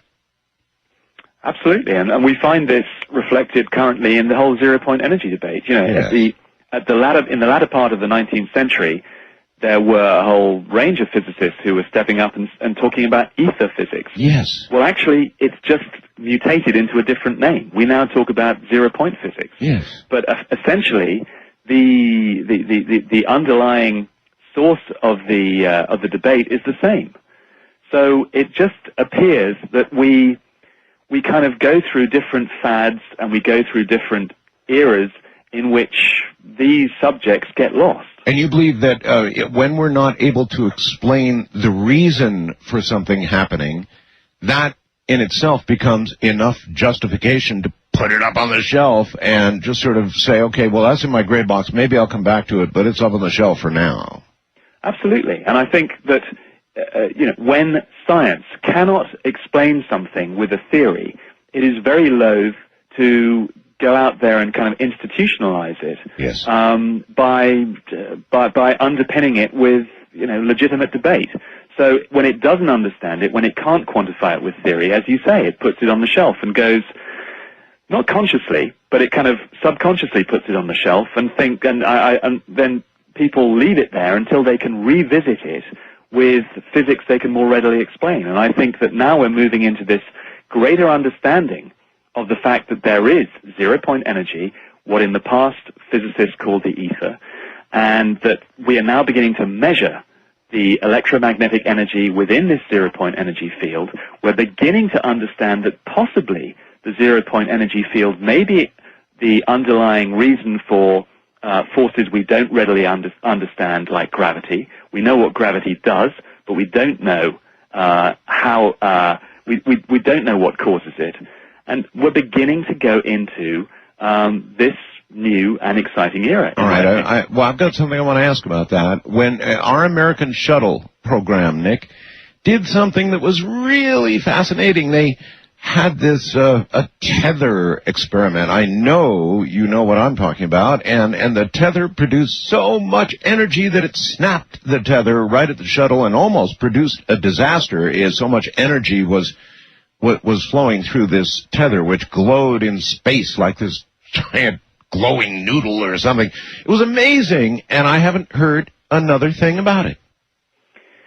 Well, you know, Art, the trouble is we all have kind of areas of specialty, and in Jane's, that's equally so. And my area of specialty has actually been more on the kind of the Earth, or rather the endo-atmospheric end of aerospace. So I don't tend to cover space subjects. I tend to cover aircraft more than space. I'm familiar with the experiment. I'm aware that the tether broke, and I'm aware of all the things that of that energy state that seemed to exist on the tether. There may be a relationship. But I haven't heard any more. It's not a story I ever investigated. No, but there may be somewhere there a relationship. I don't know what it would be, but I just know that the tether experiment was a gigantic surprise to scientists, and there hasn't been a follow-up that I'm aware of. Key phrase, that I'm aware of. I'm sure they're looking into it, but maybe there's some sort of relationship between the power exhibited there and 0 point somewhere. I don't know. Well, you know, the one thing that we do know now is that, you know, government bodies like the Department of Energy are wanting to put experiments into space to quantify and measure the 0 point field. You know, so yes. Those types of experiments are now actively being looked at in the open. So it all seems to be kind of bubbling away in just the same way as nuclear physics was bubbling away just before the Second World War, and as we know, towards the end of the Second World War in 1945, the experimenters produced a workable weapon. Now, only 6 years earlier, half the physics community was saying that building such a weapon, extracting energy from the atom, was not possible. And yet 6 years later, they did it. Wow. And I think that's kind of where we stand in the 0 point community. There are people who say that it's doable, that you can extract energy from the vacuum, and there are people who say it's rubbish physics. It'll never happen. All right. Well, theoretical physicists now, Nick, are talking about something called dark energy, that the universe is flooded with this dark energy. And I wonder if dark energy might not be behind or a synonym for 0 point. Well, absolutely. And in fact, I'm reading now from that Department of Energy paper where it says a vacuum energy experiment is discussed based on the dark energy research funded by the U.S. Department of Energy. Uh-huh. And that same paper goes on to discuss how it may be possible to extract energy from the 0 point field. So there is a clear correlation, at least in the minds of some physicists, that there is a relationship between dark energy and 0 point energy. I wonder, do you think, Nick, that the human race will be able to get to and unveil 0 point energy before it blows itself to smithereens? That's actually kind of an interesting question. When you say blow itself to smithereens, in terms, in real terms, do you mean? In physical terms, in the development of weapons? Well, before the environment collapses, or before we have a nuclear war, or before we get to fighting over oil on a scale that would, you know, threaten human life, or I don't know, Nick, whatever it is that's laying out there for us, will we unveil all this somewhere prior to that bad ending? Well, of course, that is a moot and worrying point. But I think that what is required will be for a kind of consciousness shift, if you like, where we recognizing that there are emerging signs in the technology world that that technology may be developed that taps into the 0 point field, and when you get the meeting of that kind of new technology and the new possibilities inherent in that technology with a market need. I mean, that's what's required. It will be a perception by us that what we currently have is just doing us immense amounts of damage, and B, is just kind of outmoded when you think about the fact that we're still burning fossil fuels, you know, several hundred years after we started to burn them for energy purposes. It just seems so archaic. And I think ultimately there will be a market pull, a recognition by us that something's got to change. And then they'll look into the inventor community and see what might be available to bring about that change. Now, I just hope that what we're beginning to see in the inventor community, albeit I'm being very cautious here, but it may provide the answer. Still, an awful lot of engineering and an awful lot of validation has to be done to prove that there really is extractable energy from the zero-point field, but it does seem to offer hope. There have been a number of, trade-type shows where people have been invited to bring their various devices and show them. I think there was one in Colorado somewhere recently, and inevitably you never get to see the inside of these devices. They're always proprietary, as you would expect something. I mean, if somebody really came up with something, they're going to demonstrate it, and they're not going to want to give the whole thing away. But it makes people naturally suspicious. Have you gone to any of these shows or had people go to them and look at these devices?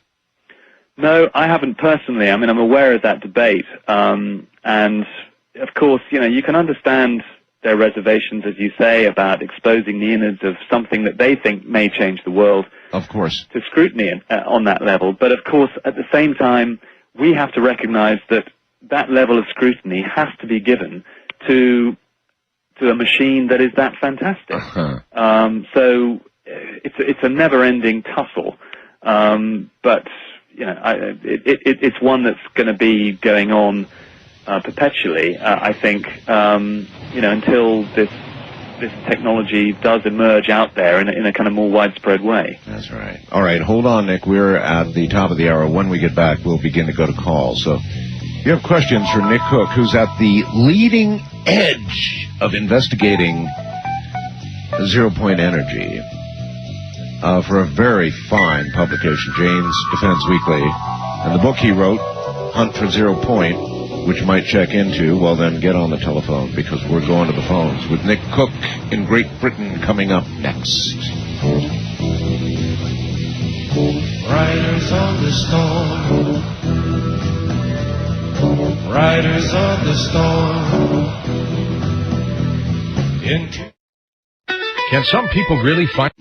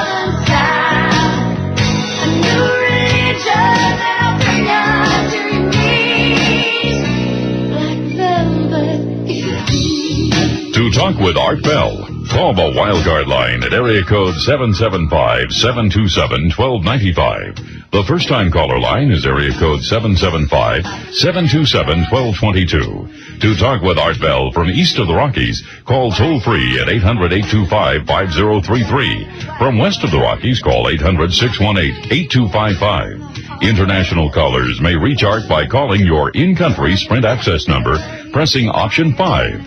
And dialing toll-free 800-893-0903. From coast to coast and worldwide on the Internet, this is Coast to Coast AM with Art Bell. It certainly is free on the, it's been free, and this whole weekend free on Streamlink, by the way. And now you can download these programs and save them to a CD and an MPEG-3.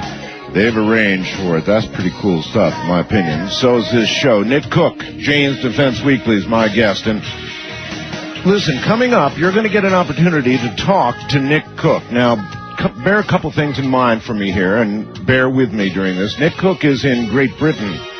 So that's an expensive phone call, I guess, huh? Anyway, we've got a satellite connection to Great Britain, and there's a little bit of a delay.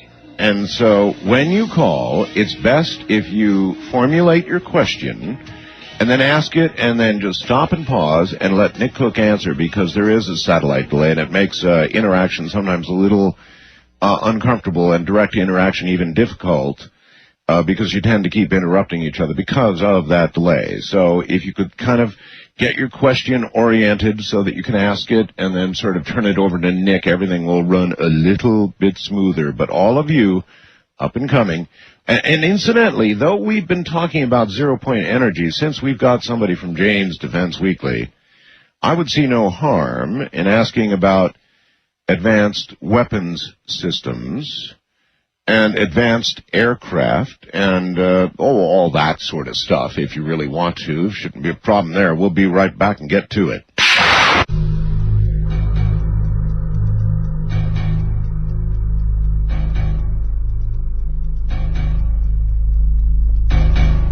All right. Once again, I do appreciate those who call with a question for me, but relevant right now is Nick Cook, who is my guest. So if you call, you should have a question for Nick Cook. And again, if you would be so kind out there as to sort of formulate your question so you can ask it, taking the transatlantic weight problem away from us, I would very much appreciate that. Nick, we're about to go to the phones. Your book, The Hunt for Zero Point, I take it still available, generally, Amazon, those sorts of places, right? Oh, yeah. It was only published in softcover in September last year, so it's still out there. It's in the shops, and it's also on Amazon. So, yeah, it's very much out there. Are you going to write another one? Well, a lot of people have asked me this, and actually, originally, I kind of said no. You know, I've had enough. Well, not had enough. It seemed to have kind of, the journey had seemed to kind of have reached its logical conclusion. But actually, the feedback I've had from the book has been overwhelming, and it's led me into a lot of new and interesting areas, and I suspect that there will be a second volume before too long. Okay, well, that's definitely progress. Here we go. First time caller line, you're on the air with Nick Cook in Great Britain. Hi. Good morning, gentlemen. Good morning. I'm calling from West Los Angeles, California. Yes, sir. On KFI. Mr. Cook expressed a comment early in the show on the ASAT, the Satellite Killer Program. And that's been denied by our defense establishment for quite a while. Of course. I've got a picture here that I kept as a souvenir when I left Hughes Aircraft, and it's a F-15 at about a 45-degree angle above about 90% of the atmosphere.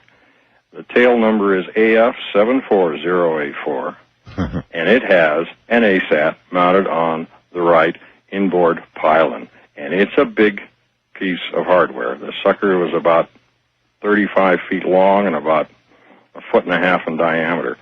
So if anybody wishes to deny it, hey, I've got a picture of it. It hung on the wall in my laboratory for a long time. Well, the technical question was whether we had weapons in space. That's what I asked Nick. You're saying we've got weapons that can go there plenty quick and kill satellites, right? Yes, sir. This aircraft was almost exo-atmospheric at the time the picture was taken. You know about that, Nick? Yeah, very much so. In fact, that was the weapon that I was talking about when I was talking about an endo-atmospherically launched ASAT. And we did, as our caller said, that experiment was done some time ago. It was launched by an F-15. The aircraft climbed to a high altitude and launched the weapon from its belly at a steep angle, and the missile climbed into space and would intercept a satellite and kill it. And that experiment was carried out. We know about that. But as you said, Art, there are two elements to this debate. There is the capability that exists to do that, and we know that that can be done using that kind of missile and aircraft technology.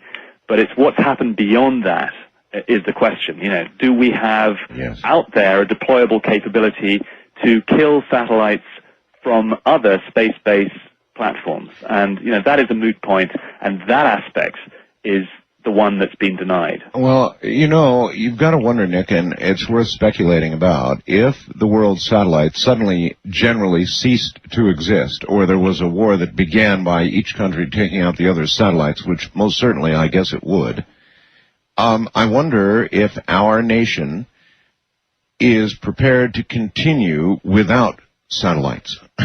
It's an interesting question to ask. If the satellites that we have today were gone, first of all, as of this moment, you and I would not be talking. Correct. Beyond that, the world's finances are sent electronically through satellites. Billions of dollars flies across the earth while you sleep at night by satellite.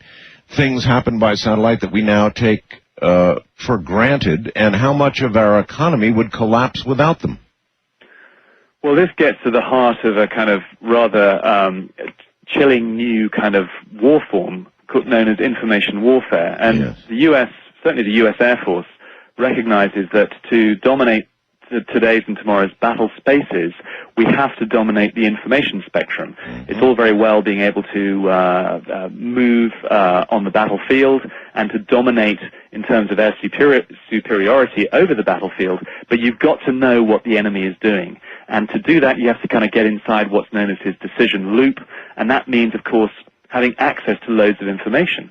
And much of that information, as you rightly say, not just in a military sense, but in a commercial sense, is derived from satellites. And so it would be very natural for an enemy to target those satellites and to target carriers of information to disrupt the flow of information and to try and paralyze us on the battlefield. And, we know that we, the good guys, are implementing and investing loads of programs to invest in that technology. We can only presume that the bad guys are doing it as well. And of course, then measures have to be put in place to stop the disruption of the information. Well, one satellite had trouble a few years ago. It was really interesting, and oh, wow, Nick, ATM machines stopped working, grocery stores came to a halt, all sorts of weird things happened across, doctors' pagers weren't going off. I mean, it was just sort of a little taste and a little touch of what could happen if the massive array of satellites that we've got suddenly was, for some reason, disabled. Is our economy, are we getting too dependent on something that's that potentially fragile?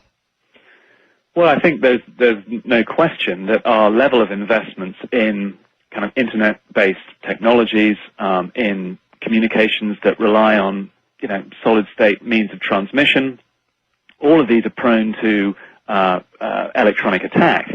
And if again we kind of extrapolate from what is being invested in by our side in those types of technologies, and we get a kind of glimpse of that through conflicts like last year's Iraq conflict, it was interesting. There was a lot of debate about, you may remember, about shock and awe in the days preceding the initial assault on Iraq. You bet. Now, shock and awe, which we kind of tended to think of as this kind of massive kind of bombardment, which was meant to stun Iraq into submission, was in fact a much more subtle document than that. It went into many, many different ways of paralyzing an enemy, and one of those ways is to disrupt his information flow, and that can then reach into all aspects of society.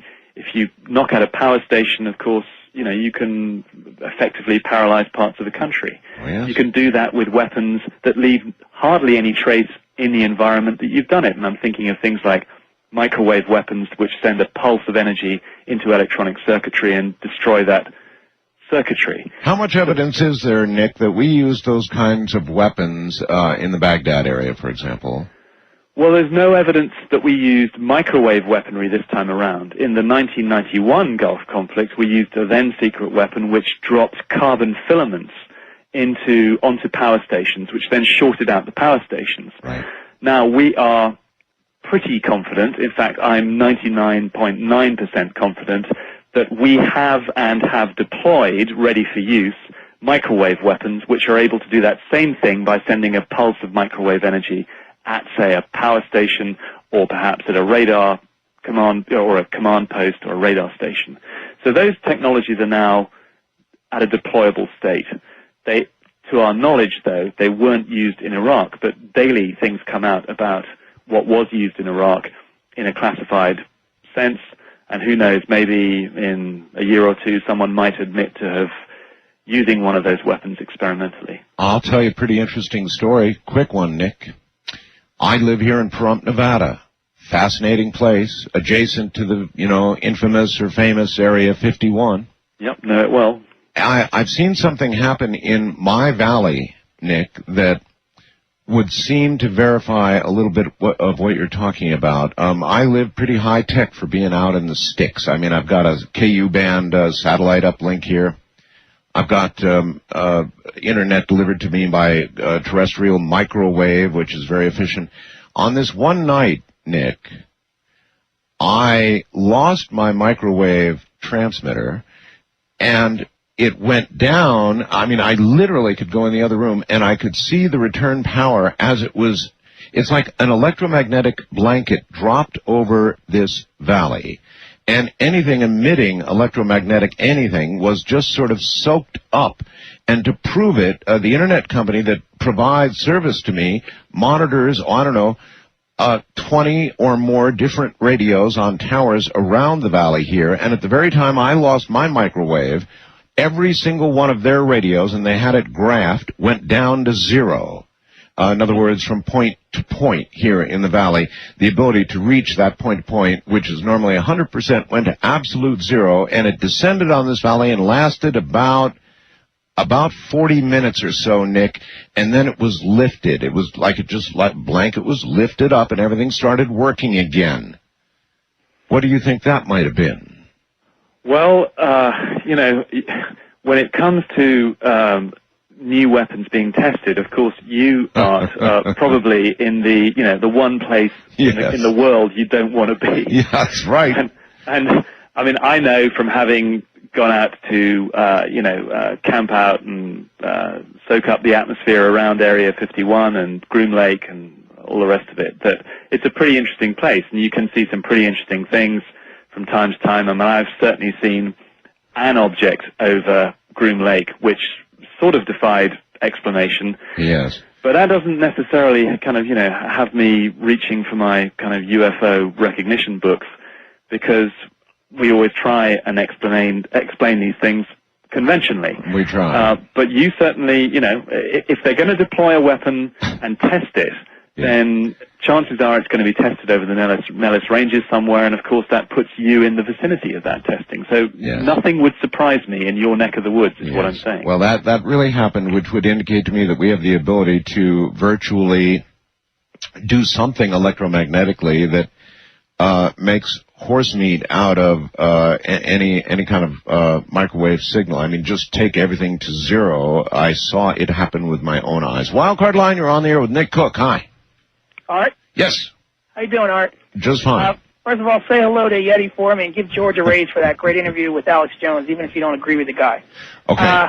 I want to back this guy up 100% in his research. First of all, for all your listeners, so they can check out what I'm about to say, if they want to look at one source, Technology Review, MIT's Magazine of Innovation, the August 2001 issue.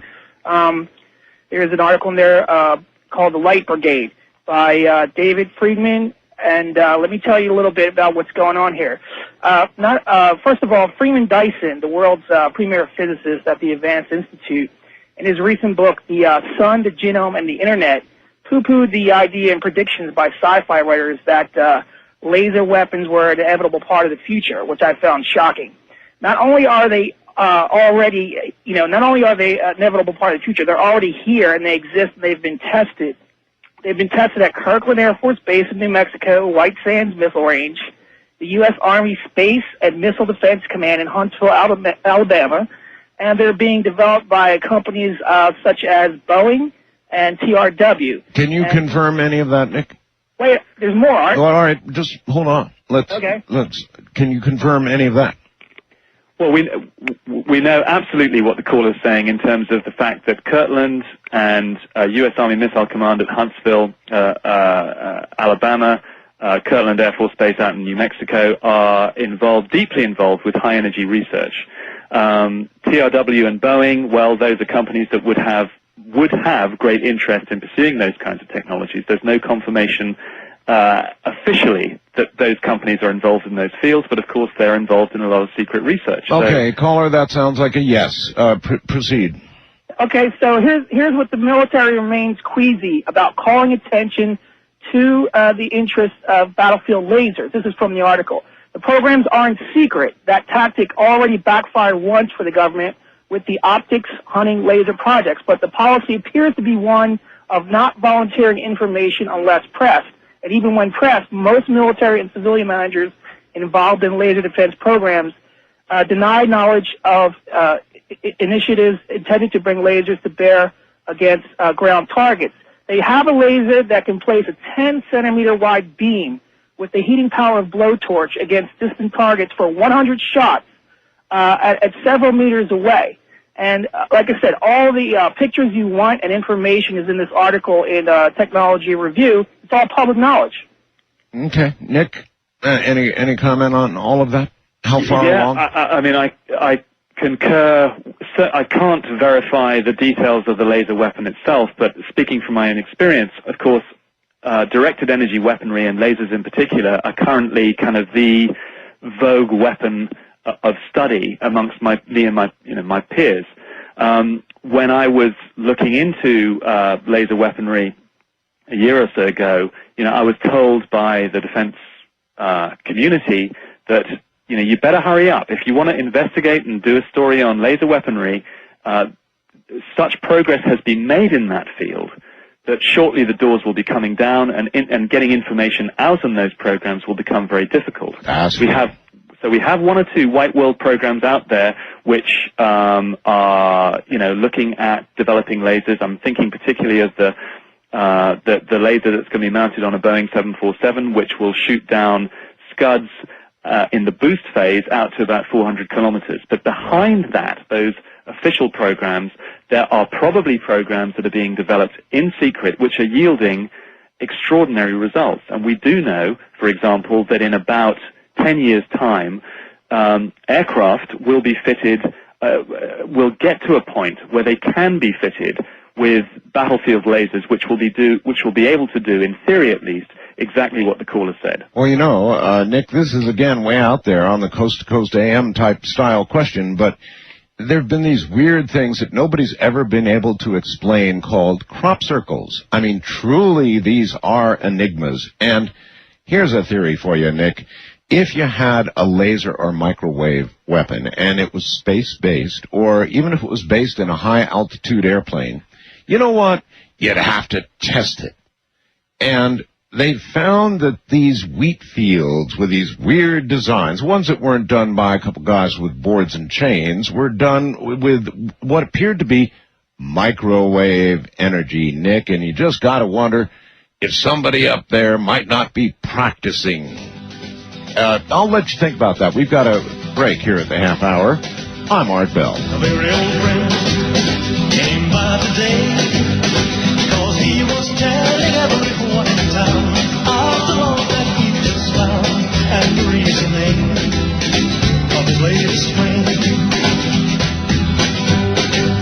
He talked and talked, and I heard him say that she had the longest, whitest hair, the prettiest green eyes anywhere, and the reasoning of his latest flame. Though I smiled, the tears inside were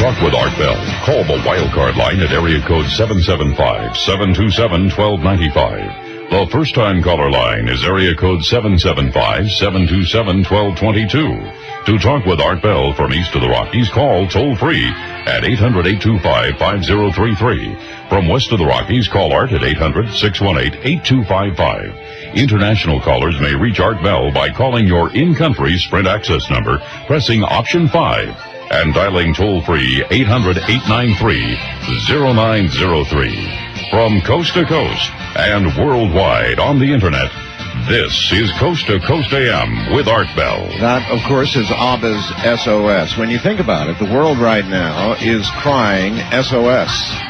Save our souls. We're running out of fuel. And that which we have left, if burned, may do us in any way. That's on the one hand. On the other hand, you have the military. You have secrets. You have laser weapons.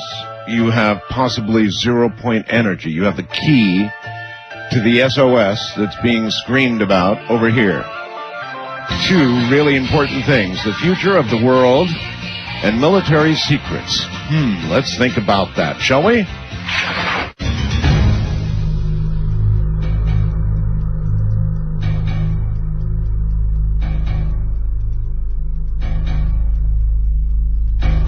By the way, I always try and fit this in somewhere on the weekend. If you want to reach me for any reason, and there could be many reasons you would want to reach me, I understand that. I am reachable. You can find me through email, which is rather instant and effective. Here's my email address, is artbell@mindspring.com. That's ARTBELL, lowercase, at mindspring.com. Or artbell@AOL.com.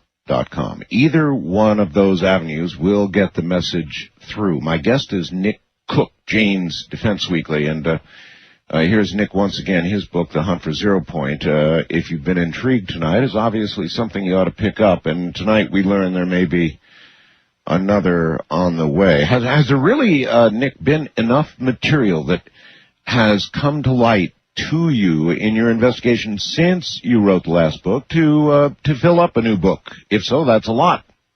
Oh, yeah. There's been reams of new material. And, you know, this surprised me. I thought, as I said, that when I reached the end of the Hunt for Zero Point, the book, that, you know, that kind of would be where I'd leave things. But no, there's been absolute... I can't sort of go into too much detail because I'm going to spoil things for myself if I kind of divulge the entire plot. Yes. But there's been no shortage of material, Art. That's absolutely true. Okay. Back to the phones. East of the Rockies, you're on there with Nick Cook.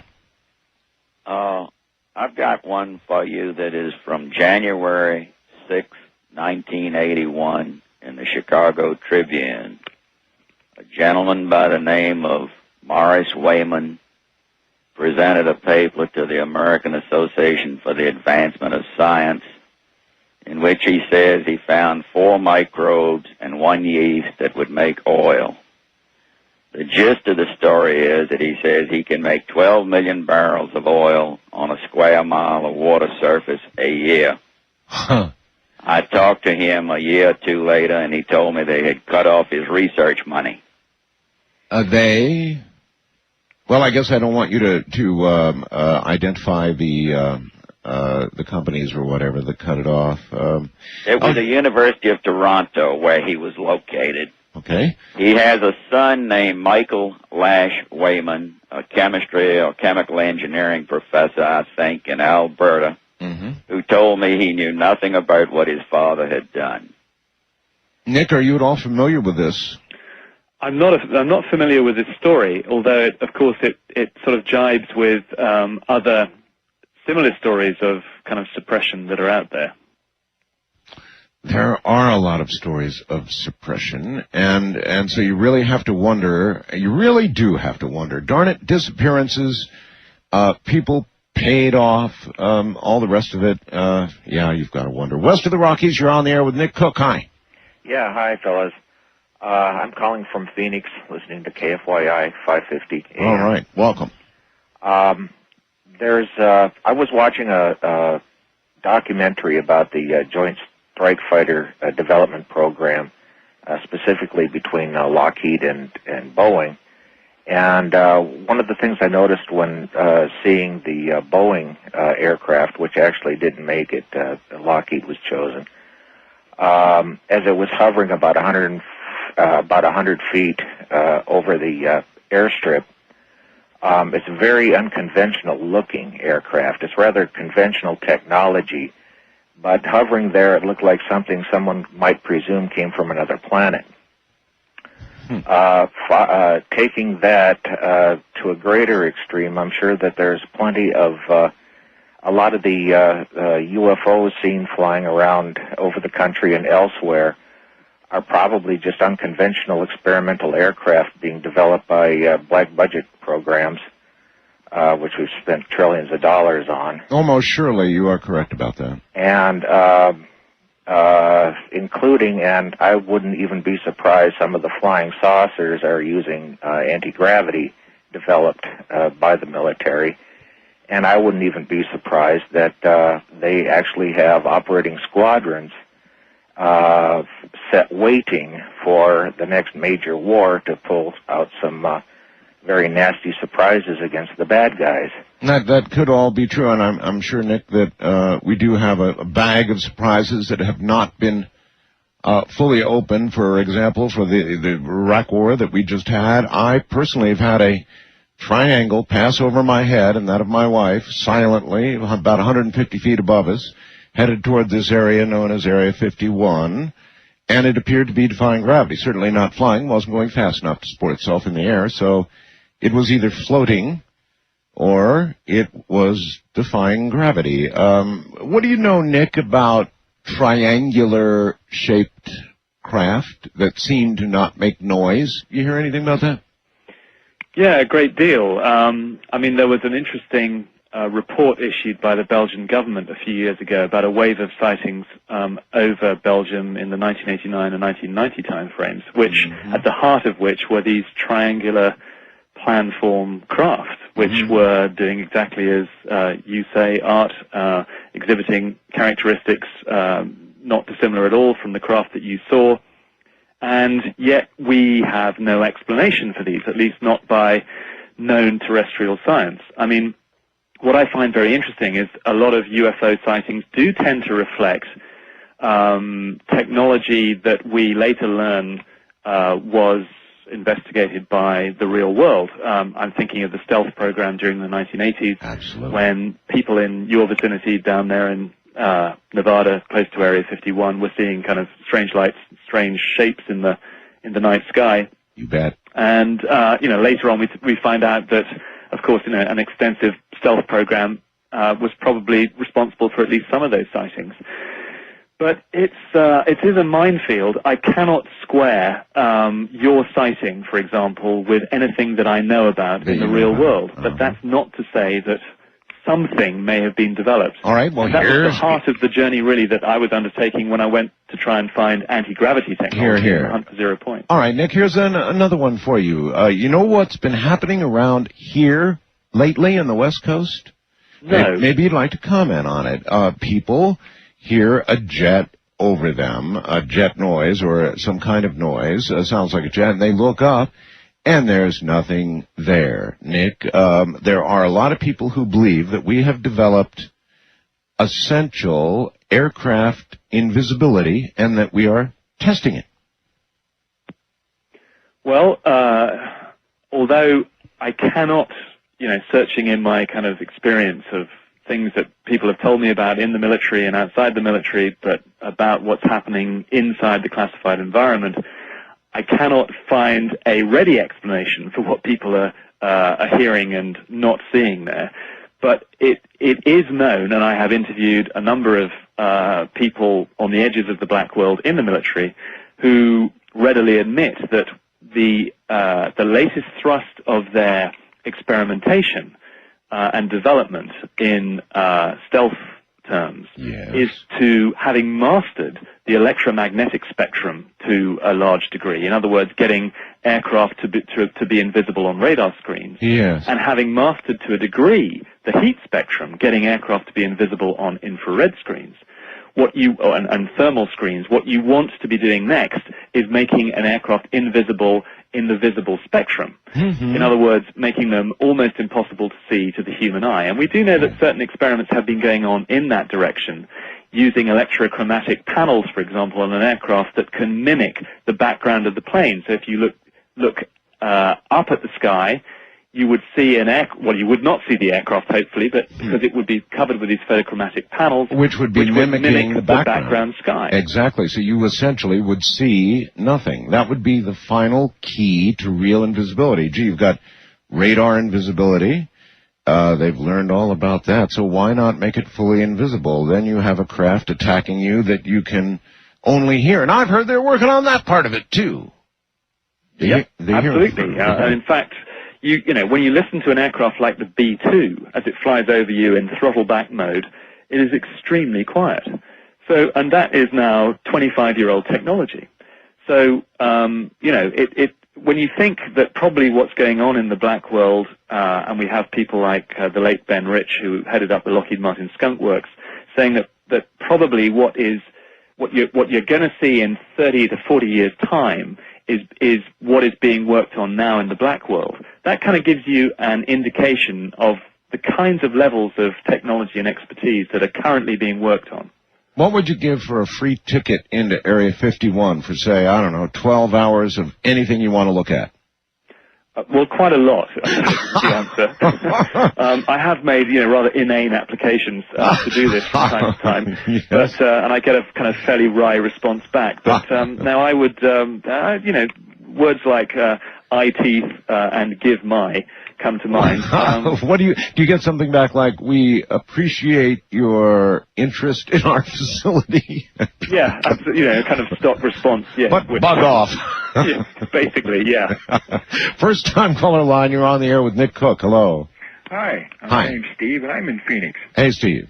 I fail to see the mystery of why everybody thinks this energy source that you're talking about is, you know, where it's coming from. Uh-huh. It seems to me that it seems logical to me anyway that with when you pass a magnetic field over wire or metal, you generate an electrical current. That's true. Well, you're talking about a naturally occurring generator here that's in the billions of tons called Earth. It seems to me like you put up a big enough piece of metal, like your antenna, and you're bound to generate voltage. You begin to see effects of it. No, it's logical to me too, and a number of people have talked about my antenna to me and used the phrase Earth transformer. After all, we do have this magnetic field. We are in rotation, and so actually, that what he just said does make sense, doesn't it, Nick? Well, it does. You know, I wish I were more an expert in that field, but yeah, I mean, to my mind, it's no great mystery. There we have it. East of the Rockies, you're on the air with Nick Cook. Hi. Hi, this is Dave. I'm listening to KLIS Dallas. Hi, Dave. How you doing, Art? Great listening to you. Nick, Mr. Cook. Okay, there was an explosion in Alaska recently that seemed to level out quite a large area, and it was taken from the center of the area and spread its way out, chopping the trees in half and burning the area. I was thinking that could possibly be a weapon from space. Well, of course, you know, we hear about occurrences like this, and I'm very slow to kind of rush to judgment because many fantastic claims are made about exotic weaponry.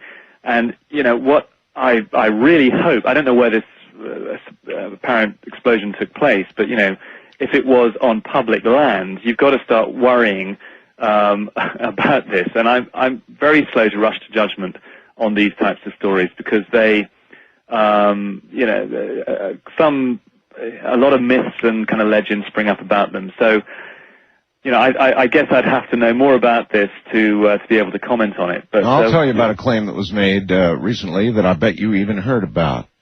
The Russians, they make a lot of claims, but they claimed that they could create a cyclone to put out fires that were raging in Southeast Asia, and they offered, and they said they could do it from space, and they offered actually to create a cyclone, and it was declined for whatever reason, but the Russians made the official offer to create a cyclone as a demonstration of what they could do.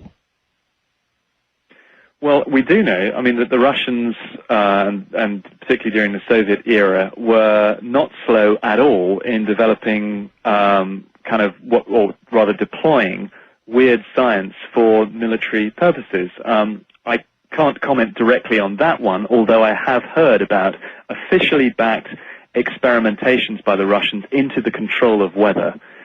But there was one, for example, I'm sure is well known to your listeners, where Russian experiments in psychic spying led to a mirror image program in the States, funded by the Department of the Army, amongst others, using psychic spies to spy in space and time, ostensibly going and surveilling places that satellites could not reach. I'm thinking of underground facilities, where these places were mapped out by people effectively using clairvoyance. Now, the Russians started that program, so, we should perhaps sit up and pay attention to some of the things on the edges of known science that they are apparently doing. Perhaps, and we should also note, because of that gee whiz, if they'll spend taxpayer money on trained psychics, remote viewers they're called, and for 10 years at that, imagine what else they might be putting money in.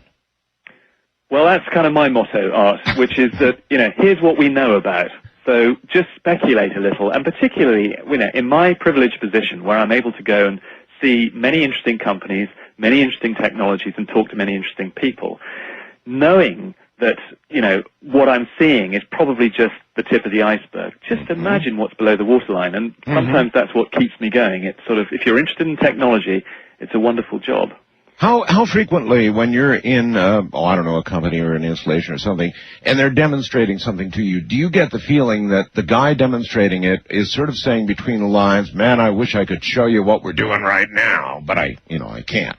Oh yes, a lot. And actually, if you read between the lines of The Hunt for Zero Point, my book, I mean, that's one of the things that keeps me going in the hunt, is this feeling all the time of these incredibly interesting places that I'm going to, people I'm talking to, that behind the scenes there is technology being worked on that these guys can't talk about, but they so want to. They are, after all, engineers and scientists. They want to share this knowledge, but of course they're signed up to some pretty austere secrecy oaths, and so they don't. But do you ever try and get these guys? All the time. Do you ever try to get these guys into a pub somewhere and get them greased up a little bit and just pick them?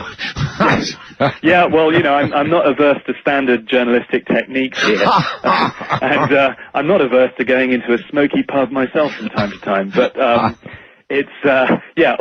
basically.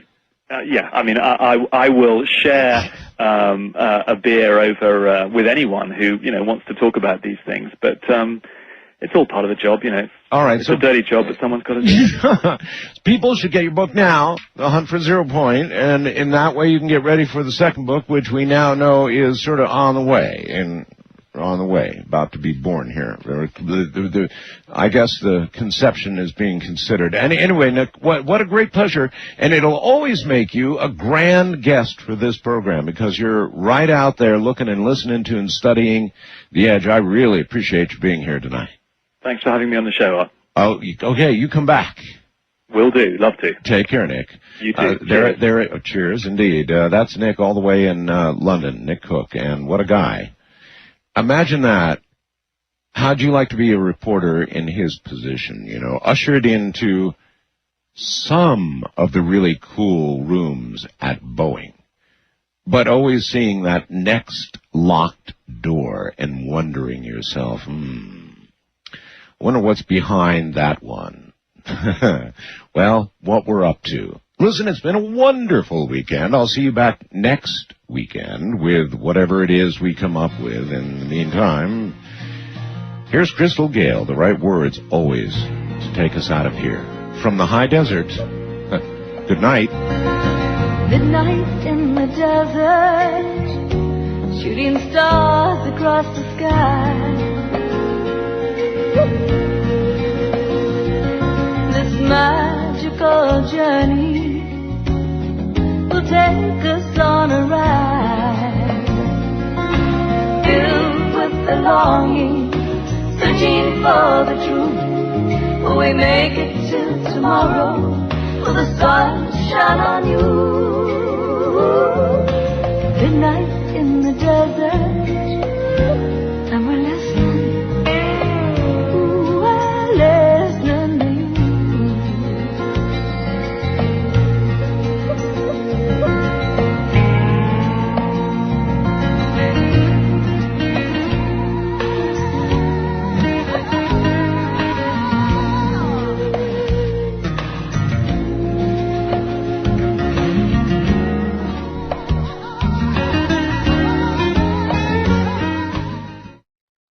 Tidal waves, volcanoes, reincarnation, water witching.